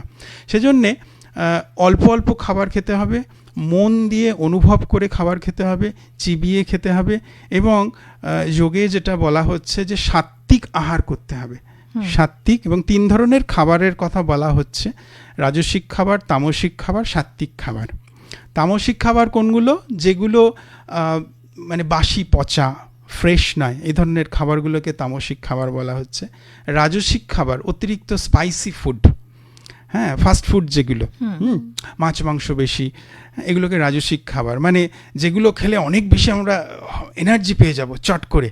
হ্যাঁ, আর সাত্ত্বিক খাবার কোনগুলো? যেগুলো মানে অপেক্ষাকৃত কম বিকৃত হয়, মানে ধরুন ফল, হ্যাঁ, ডাইরেক্টলি আমি প্রকৃতি থেকে পাচ্ছি, প্রকৃতির যেভাবে তৈরি করেছে সেভাবেই আমরা গ্রহণ করছি। ফল, দুধ, ছানা এগুলোকে মানে সাত্ত্বিক খাবারের মধ্যে ফেলা হচ্ছে। এবং সবজি, সবজিটাকে যদি আমরা বয়েলড সবজি খাই সেটা কিন্তু সাত্ত্বিক, কিন্তু সেই সবজিটাকে যদি আমরা বেশ তেল মশলা দিয়ে, হ্যাঁ, কষিয়ে রান্না করে, আর কিন্তু সেটা সাত্ত্বিক রইল না, সেটা রাজসিক হয়ে গেল। তো এই ভাবনাগুলো, মানে আমি সাত্ত্বিক আহার করব এবং শ্রদ্ধার সাথে খাবার খাবো এবং টাইম টু টাইম। হ্যাঁ, বেশিরভাগ ক্ষেত্রে আমরা টাইম টু টাইম বলতে আমার মনে হলো যে কতবার, মানে এক্ষেত্রে বিভিন্ন কনসেপ্ট আছে। আমরা যেটা বলি যে 3.5 ঘন্টা বাদে বাদে আপনি খাবার খাবেন, মানে মানুষের যে ব্যস্ততম জীবন সেইটার ওপরে নজর করে। আগেরকার দিনে যোগীরা একবারই খাবার খেতেন কি 2বার খেতেন, হ্যাঁ, এবং সূর্য অস্ত গেলে আর আবার খেতেন না। কিন্তু এখন ব্যস্ততম জীবনে এটা মানাটা খুব ডিফিকাল্ট। সেক্ষেত্রে আমরা যেটা বলি, আপনি যদি 6বার খাবার খান, মানে সারাদিনে 6টা মিল, এবং 2টো খাবারের মধ্যে ডিফারেন্স হবে 3.5 ঘন্টা। It's small, frequent and slow. হ্যাঁ, মানে ভালো করে চিবিয়ে খান, স্লো। কারণ স্লো খাবার খেলে যেটা হয়, ব্রেন বুঝতে পারে যে আমার কতটা খাবার দরকার। আর খাবার খেতে খেতে কখনোই আপনি টিভি দেখবেন না বা কোনো গল্পের বই পড়বেন না, কারণ ব্রেন কিন্তু একসাথে দুটো কাজ করতে পারে না। যখনই এটা করবেন তখন ব্রেন কনফিউজ হয়ে যাবে। আপনি ধরুন একটা রুটি খেতেন, সেখানে আপনার বেশি রুটি খাওয়া হয়ে যাবে, হ্যাঁ, এবং খাওয়ার পরেও আপনার মনে হবে আমি কিছুই খাইনি। এরকম প্রচুর মানুষ আছে 1 ঘন্টা মানে খাবার 1 ঘন্টা পরে আবার কিছুটা খায়, একটুখানি মিষ্টি খেয়ে নিল, একটুখানি চানাচুর খেয়ে নিল, হ্যাঁ, এতে আর হচ্ছে যে এই যে এগুলো কারণ হচ্ছে অশান্ত মন। হ্যাঁ, তো এনি হাউ আমাকে অশান্ত মনকে শান্ত করতে তখন কি করে, শান্ত করতে গিয়ে আরো আবার অশান্ত করে হ্যাঁ ফেলছে। আবার একটু বাদাম খেলো, আবার একটু মিষ্টি খেলো, সবগুলো কিন্তু ফাস্ট ফুড খেয়ে স্যাটিসফ্যাকশন অ্যাকচুয়ালি হলো না, বেশ কিছুটা ক্যালোরি তার শরীরে গেল। এটাই কিন্তু কারণ। তো দেখুন সব ক্ষেত্রে যেটা তাহলে দাঁড়াচ্ছে যে আমাকে শান্ত হতে হবে, আমাকে একটা ডিসিপ্লিন লাইফ লিড করতে হবে, মানে যৌগিক কনসেপ্টগুলো বুঝতে হবে সবার আগে। হ্যাঁ, আমি আসন করে গেলাম আর কোনো কিছু বুঝলাম না, তাহলে কিন্তু কাজ হবে না। এরকম একটা কনসেপ্ট এখন অনেকের মধ্যেই আছে যে রাতের খাবারটা খুব তাড়াতাড়ি খেয়ে নিলে ওজন কমে। হ্যাঁ, রাতের খাবার অ্যাকচুয়ালি তাড়াতাড়ি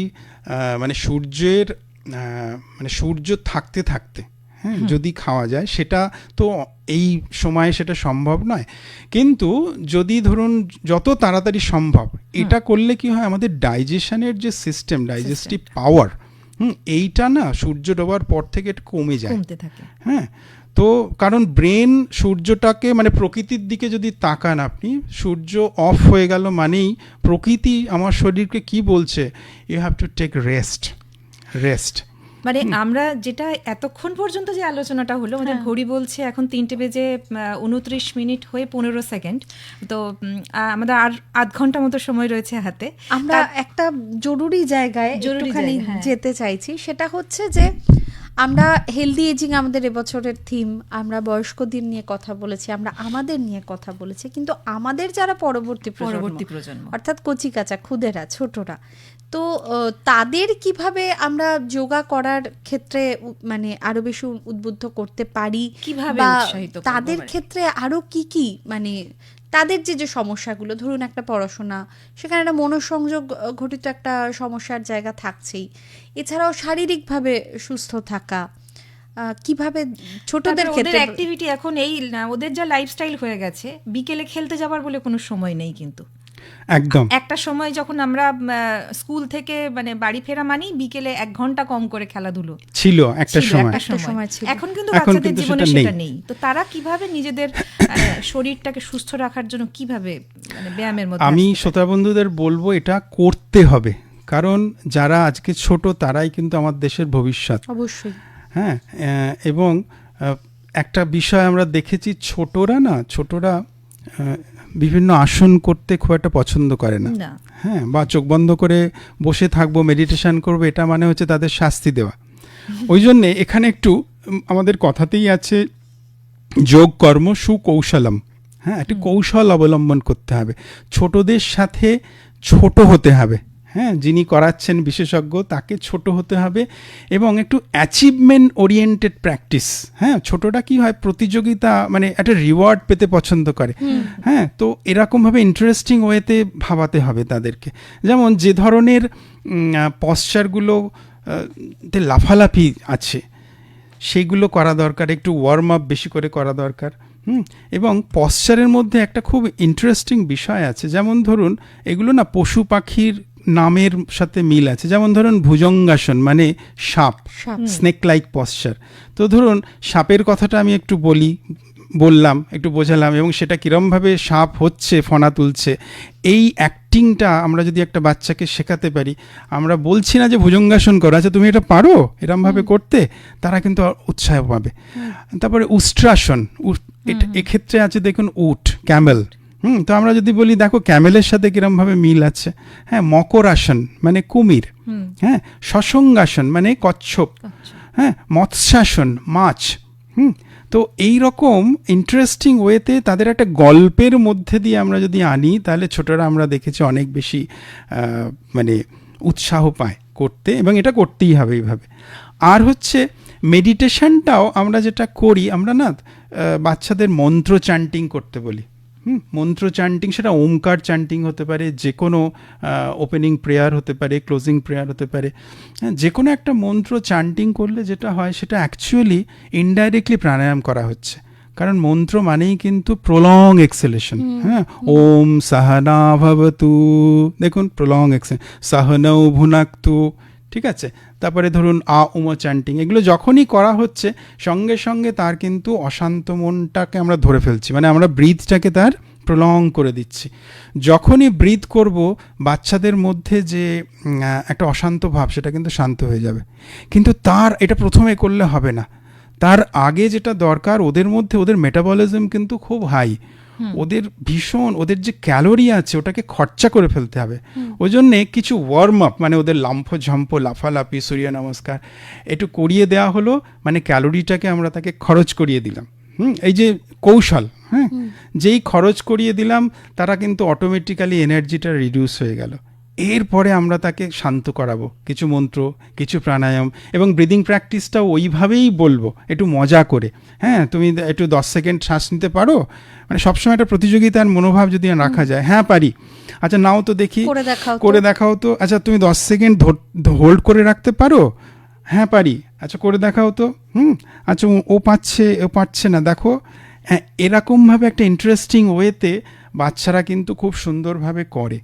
এবং এনি হাউ আমরা যদি ধরুন 16 বছর কি 18 বছর পর্যন্ত, ধরুন 10-12 বছরের বয়স থেকে শুরু করছে বা আরেকটু আগে থেকে, এরম করে যদি আমরা 15-16 বছর পর্যন্ত আমরা যদি একটি বাচ্চাকে আসনের মধ্যে রাখতে পারি, তাহলে তার বেনিফিট কিন্তু সারা জীবন সে পাবে।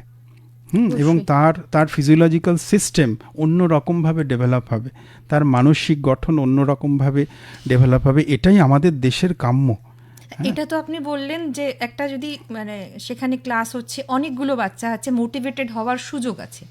যেখানে নিউক্লিয়ার ফ্যামিলি, একটি বাচ্চা, তার বাবা মা বা মা সন্তান বা বাবার সন্তান, এইরকম পরিস্থিতিতে কিভাবে মোটিভেশনটা আনা যাবে?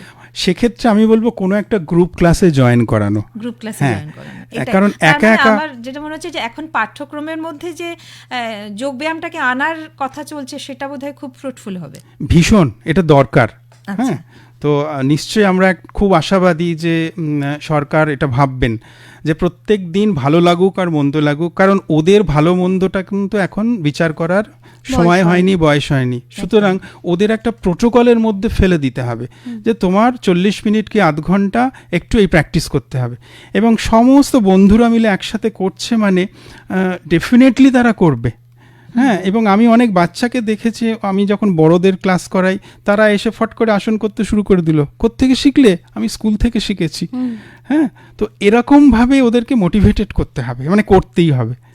এখানে আরেকটা আমি একটুখানি প্রশ্ন করতে চাই আপনাকে, যে বেশ কিছু কাউন্সিল বা বেশ কিছু বোর্ড এখন তাদের কারিকুলামের ভেতরে যোগা এনেছে এবং সেখানে যোগা নিয়ে নানান রকমের পরীক্ষা নিরীক্ষা চলছে।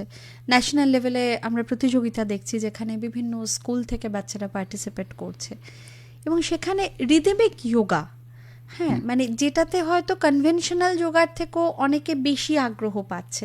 এই জায়গাটা যদি আপনি একটু বলেন, মানে আমরা যারা অতটা ভালো করে জানি না এই বিষয়গুলো, যদি আমাদের জন্য একটু বলেন। হ্যাঁ, সবার আগে বলি যে যোগের না 3টে দিক, এটা বুঝতে হবে। একটা হচ্ছে যোগ অ্যাজ স্পোর্টস, আরেকটা হচ্ছে যোগ অ্যাজ থেরাপি, আর হচ্ছে যোগ অ্যাজ স্পিরিচুয়াল ওয়েলবিং।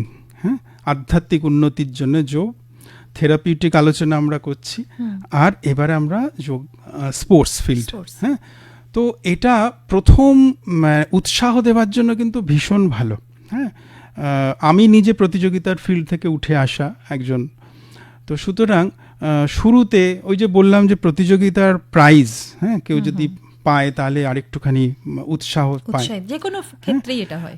সেক্ষেত্রে কিন্তু কখনোই এর মধ্যে আটকে থাকলে হবে না। প্রতিযোগিতায় প্রাইজ পাওয়ার পরে আমাকে এডুকেশনের জায়গাটায়ও আসতে হবে।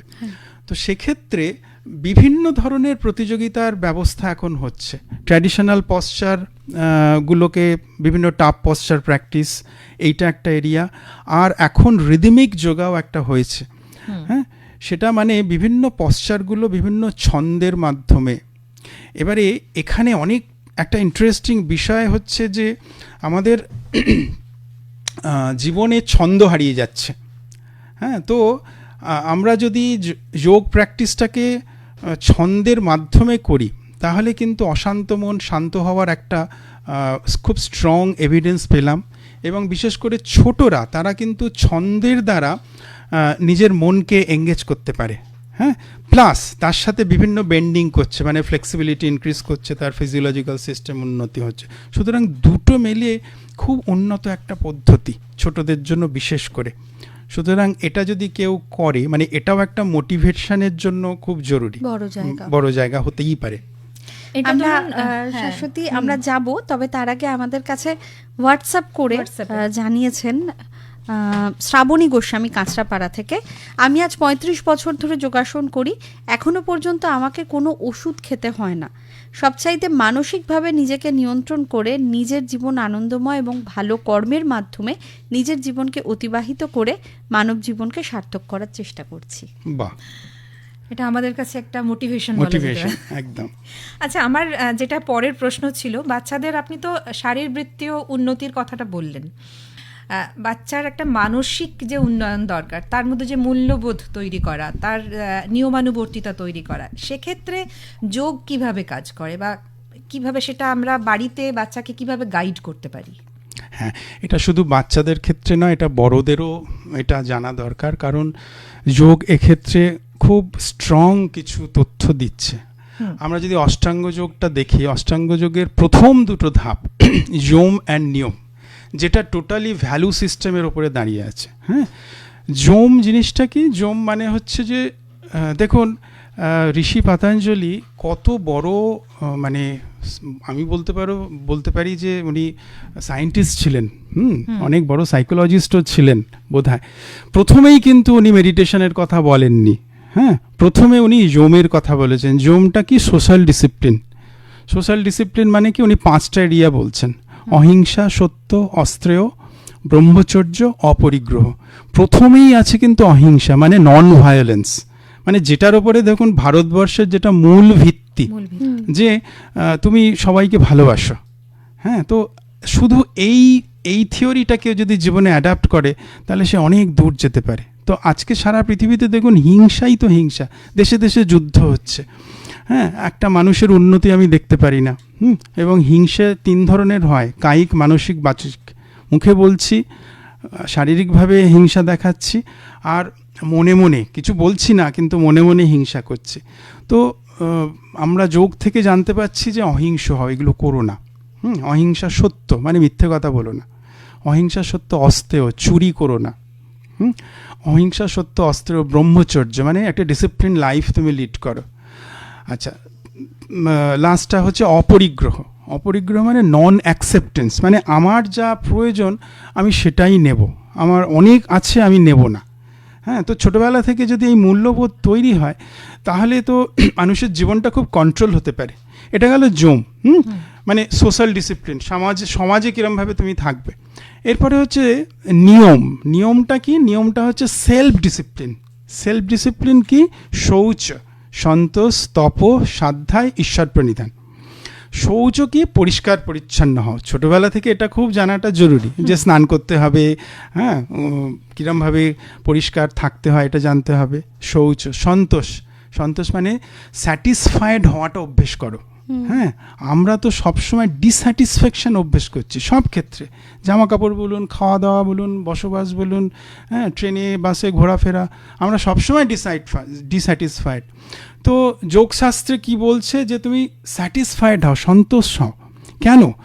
যখনই সন্তুষ্ট আমি হব, এই মানসিকতা ডেভেলপ করব, অ্যাকচুয়ালি আমার অশান্ত মন থেকে আমি শান্ত হলাম এবং আমার মধ্যে ফিল গুড ফ্যাক্টরগুলো ইনক্রিজ করলো এবং আমার মধ্যে ধৈর্য, হ্যাঁ, থিঙ্কিং এবিলিটি, নতুন কিছু ভাবার শক্তি অনেক বাড়ে যদি আমি স্যাটিসফ্যাকশনটা অভ্যেস করি।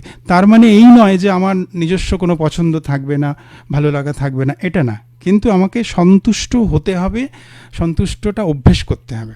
তাহলে শৌচ, সন্তোষ, তপ। তপ মানে হচ্ছে তপস্যা করতে হবে, মানে কষ্ট করতে হবে।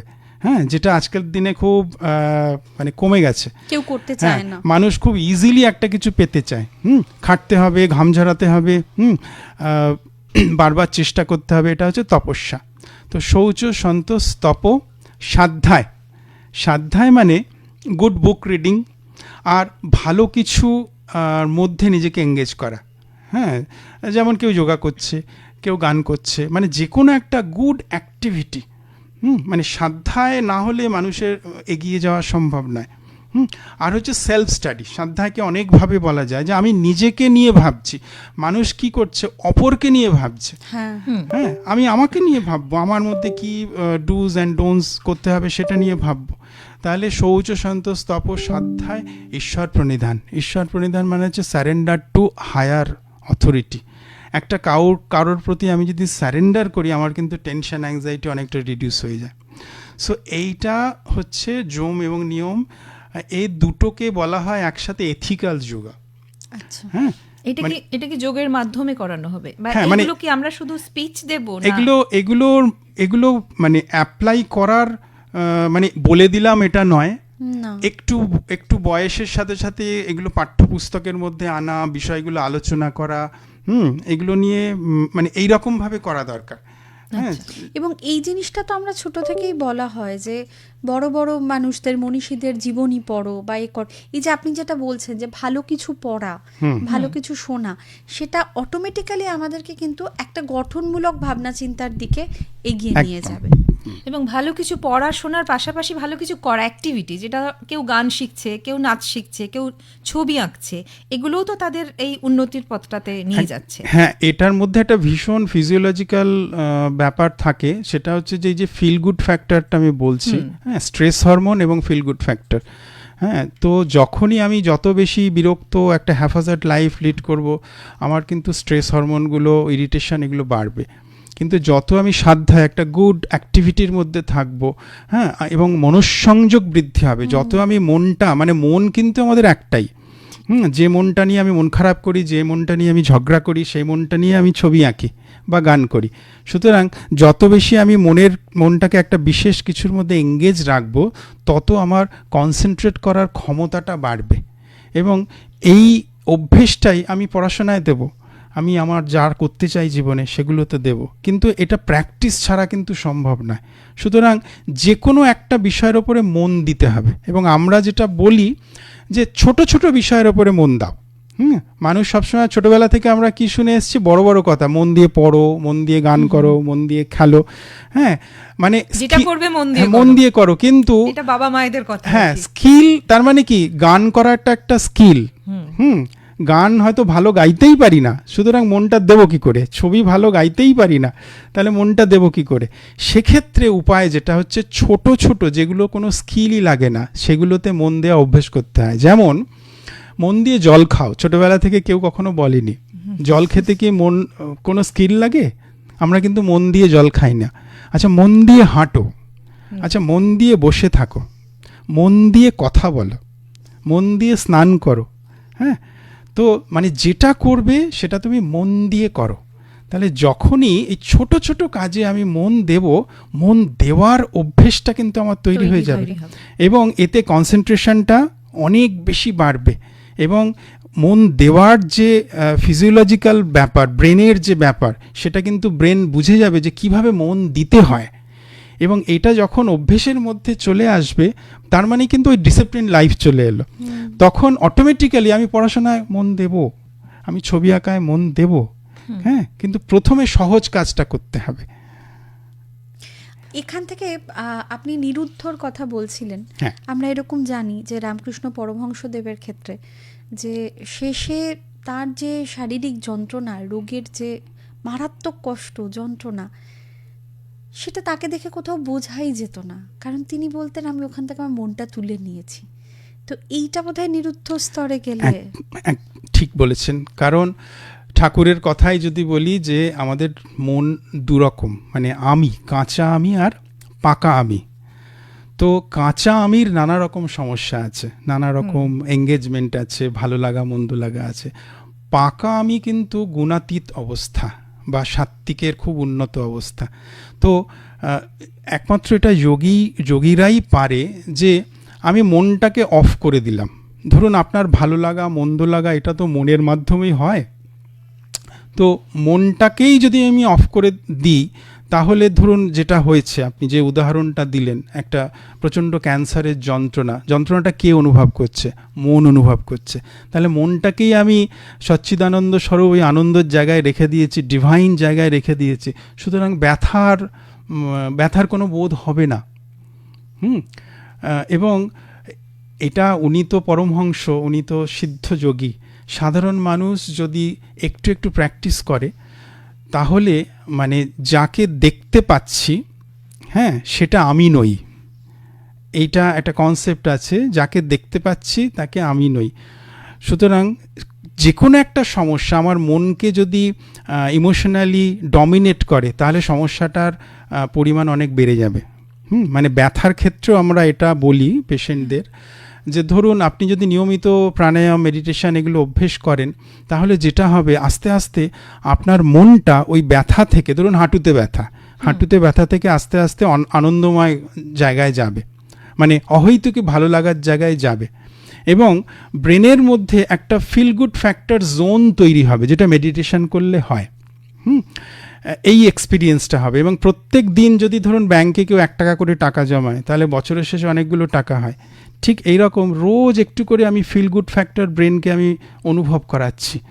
অনুভব করতে করতে একটা সময় যারা নিয়মিত যোগ প্র্যাকটিস করছেন, ওই জোনটা যত বড় হবে তত আমার তখন ইমোশনাল ব্রেন আমাকে কন্ট্রোল করবে না। তখন আমাদের যে র্যাশনাল ব্রেন, হ্যাঁ, ওইটা বড় হয়ে যাবে। এবং যোগ, মেডিটেশন, প্রাণায়ামের এটাই কিন্তু খুব বড় একটা এরিয়া, মানে ইমোশনাল কন্ট্রোল বলুন, মনের কন্ট্রোল বলুন, মাস্টারি ওভার দ্য মাইন্ড। যখনই আমার একটা ভালো অনুভূতির জায়গা স্ট্রং হয়ে যাবে, সে তখন ডমিনেট করবে। মানে ধরুন একটা স্কুলে যদি হেডমাস্টার মশাই ডমিনেট করে তাহলে স্কুলটা ভালো চলবে, কিন্তু অন্য টিচাররা যদি ডমিনেট করে তাহলে স্কুলটা ভালো চলবে না। সেক্ষেত্রে কিন্তু আমাদের এই এন্ডোক্রিনাল সিস্টেম, মানে পিটুইটারি গ্ল্যান্ড, এটা হচ্ছে মাস্টার গ্ল্যান্ড। হ্যাঁ, যদি ঠিকভাবে চলে তাহলে পিটুইটারি গ্ল্যান্ড ভালো কাজ করবে, অন্যভাবে চললে কিন্তু কর্টিজল রিলিজ হবে, অ্যাড্রিনাল গ্ল্যান্ড কাজ করবে, সেটা কিন্তু স্ট্রেসফুল লাইফ। এবং যে ক্ষেত্রে আমরা দেখছি যে সত্যি আমাদের হাতে কিছু নেই, তখন বোধহয় এই পথটা অবলম্বন করাটা মানে খুব হেলদি একটা পথ। এবং আমাদের কাছে পারলে, হ্যাঁ, আমাদের কাছে যারা আসে তারা কিন্তু শেষকালে আসে, যে সব কিছু তো করলাম, এবার একটু যোগ করে দেখি। তো নিশ্চয়ই ইন্টারন্যাশনাল যোগা ডের পরে আরও সচেতনতা বাড়বে, যে খুব খারাপ অবস্থায় না এসে প্রথমেই আসুন। আমাদের সময় কিন্তু আর বেশি নেই, আর মাত্র 10 মিনিট। অনেক প্রশ্ন জিজ্ঞেস করার আছে। এখন যেটা জিজ্ঞেস করব, মূলত 2টো প্রশ্ন অবশ্যই করতে হবে। প্রথমত, এই যে যোগ, তার থেকে আত্মবিশ্বাস বাড়ছে, এবং এটা যে আমাদের এই নানা রকম পারফর্মিং আর্ট চারপাশে চলছে। ধরুন এই মুহূর্তে আমরা একটা পারফর্ম করছি, সব কিছুর ক্ষেত্রে এই যে আত্মবিশ্বাসটা তো ভীষণ জরুরি, এবং পারফর্মিং আর্টের ক্ষেত্রে এই যোগটা কিভাবে কানেক্টেড, এবং সেটা কিভাবে আমরা আরো মানে আত্মবিশ্বাসটাকে বাড়ালে পারফর্মিং আর্টের জায়গাটাও আরো উন্নত হতে পারে? ভীষণ ভালো একটা প্রশ্ন। আমি এটা বলবো যে পারফর্মিং আর্ট ইটসেলফ যোগ। আচ্ছা, হ্যাঁ, কেন? যোগে এতক্ষণ যা বিষয় আমরা আলোচনা করলাম, একজন পারফর্মিং আর্টের মাধ্যমে অন্য ফর্মে ওই জিনিসগুলোই করে।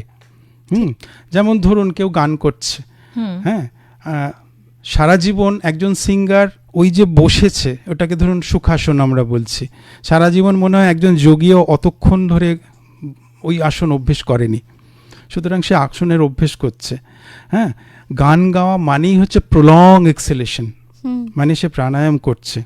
এবং একটা সুর যদি পারফেক্টলি লাগাতে চায় তাহলে কিন্তু কনসেন্ট্রেশন না হলে কখনো সুর পারফেক্টলি লাগাতে পারবে না। হ্যাঁ, এবং একটা গান গাওয়ার পরে সে যে সমাধি অবস্থায় চলে গেল, ধরুন একটা রাগ, যে রাগটা করছে সে নিজে ওই রাগটা অনুভব করছে গান শেষের পরে, এটাই তো সমাধির অবস্থা। তো সুতরাং এইটা যে কোনো আর্ট ফর্মে এই কনসেপ্টটাই অষ্টাঙ্গযোগী অ্যাকচুয়ালি কাজ করে।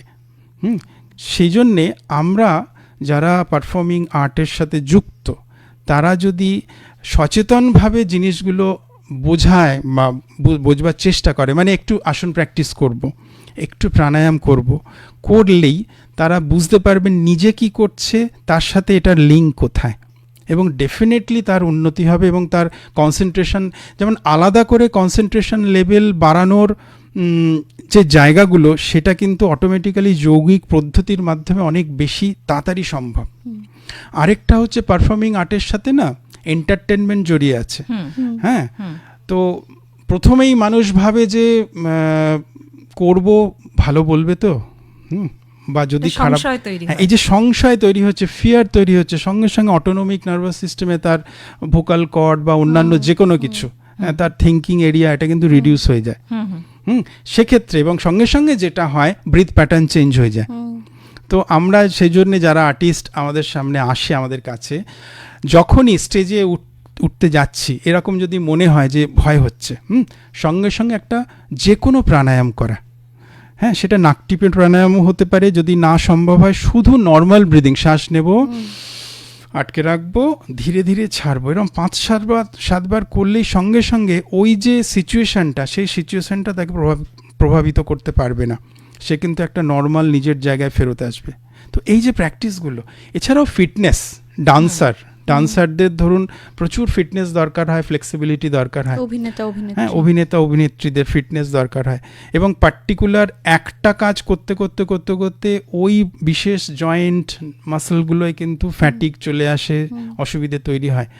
কিন্তু তার জন্য প্রিভেনশন দরকার, বিশেষ কিছু প্র্যাকটিস অ্যাকর্ডিং টু তার নিড।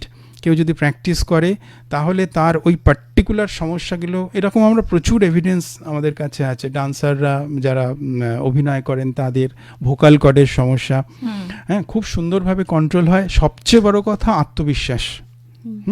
পারফর্মিং আর্টের যেটা আমাকে প্রেজেন্ট করতে হবে স্টেজে, সেখানে আমি হাতটা কোথায় রাখবো, আমার শরীরটা নিয়ে একটা সমস্যা, হ্যাঁ, মাসলটা লুজ। সুতরাং যারা নিয়মিত প্র্যাকটিস করে এবং নিয়মিত প্রাণায়াম করছে, মেডিটেশন করছে, স্টেজে উঠে যে কামনেসটা দরকার, তারা কিন্তু সেটা মেনটেন করতে পারে।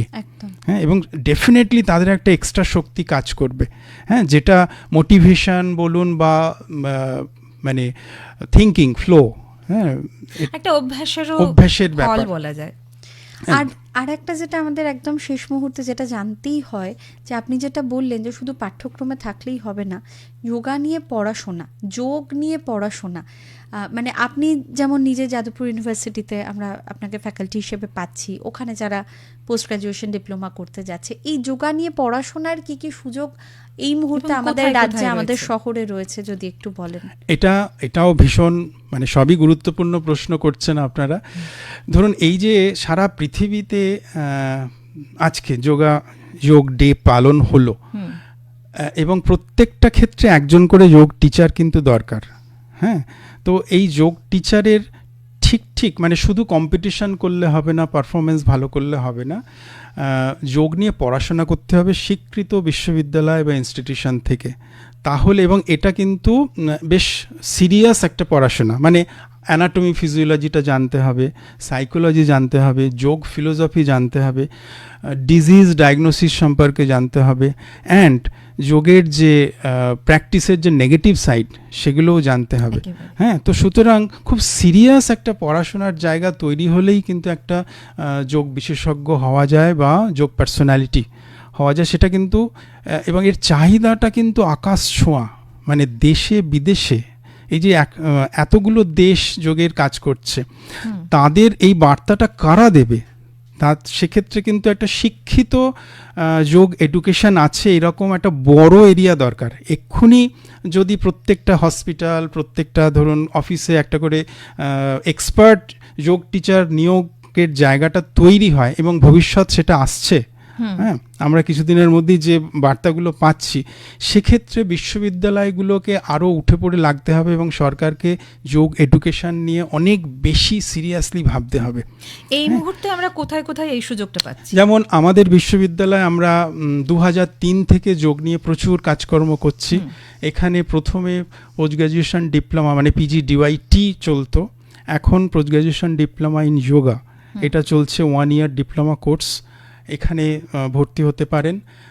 এছাড়াও আমাদের আরও যোগ নিয়ে নানা রকম ইন্টারেস্টিং কোর্স আমরা নিয়ে আসছে বিশ্ববিদ্যালয়। যে কেউ কি এই কোর্সটা করতে পারে? হ্যাঁ, এটা করতে গেলে মিনিমাম শিক্ষাগত যোগ্যতা গ্র্যাজুয়েট ফ্রম এনি স্ট্রিম এবং ইউনিভার্সিটির একটা এন্ট্রান্স এক্সাম দিতে হয়, তারপরে নির্দিষ্ট প্যানেলে নাম উঠলে সে ভর্তি হতে পারে। আর কোনো বয়স সীমার ব্যাপার কি রয়েছে? এইটা ডিপেন্ড করে সাধারণত একটা যাতে কোর্সগুলো ভালো করে করতে পারে এবং প্র্যাকটিক্যালগুলো যাতে করতে পারে, সেক্ষেত্রে কখনো কখনো বয়সের শিথিলতা থাকে এবং কখনো কখনো একটা এজ লিমিট থাকে, এবং কোন কোর্স করছে সেটার উপরেও কিন্তু নির্ভর করে বয়সের শিথিলতাটা কতটা আছে। একটু যদি আপনি ছোট করে বলেন, এই যে এন্ট্রান্স এক্সাম বললেন, তো বিভিন্ন যে যার মতো একটা স্ট্রিম থেকে আসছে এবং এই এন্ট্রান্স এক্সামে বসতে চাইছে, কি কি বিষয় থাকে মূলত এই এন্ট্রান্স এক্সামে?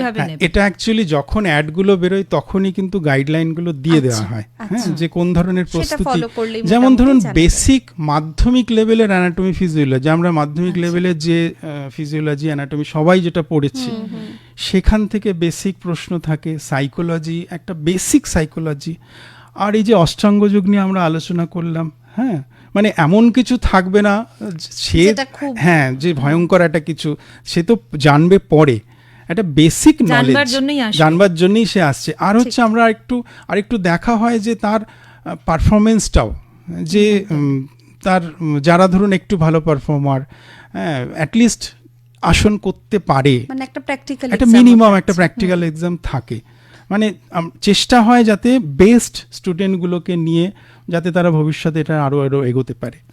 আজকে আমাদের একদম অনুষ্ঠানের শেষ পর্যায়ে, 1 মিনিট সময় আছে। আজকের দিনে আপনি কি বার্তা দেবেন আপনার কাছ থেকে?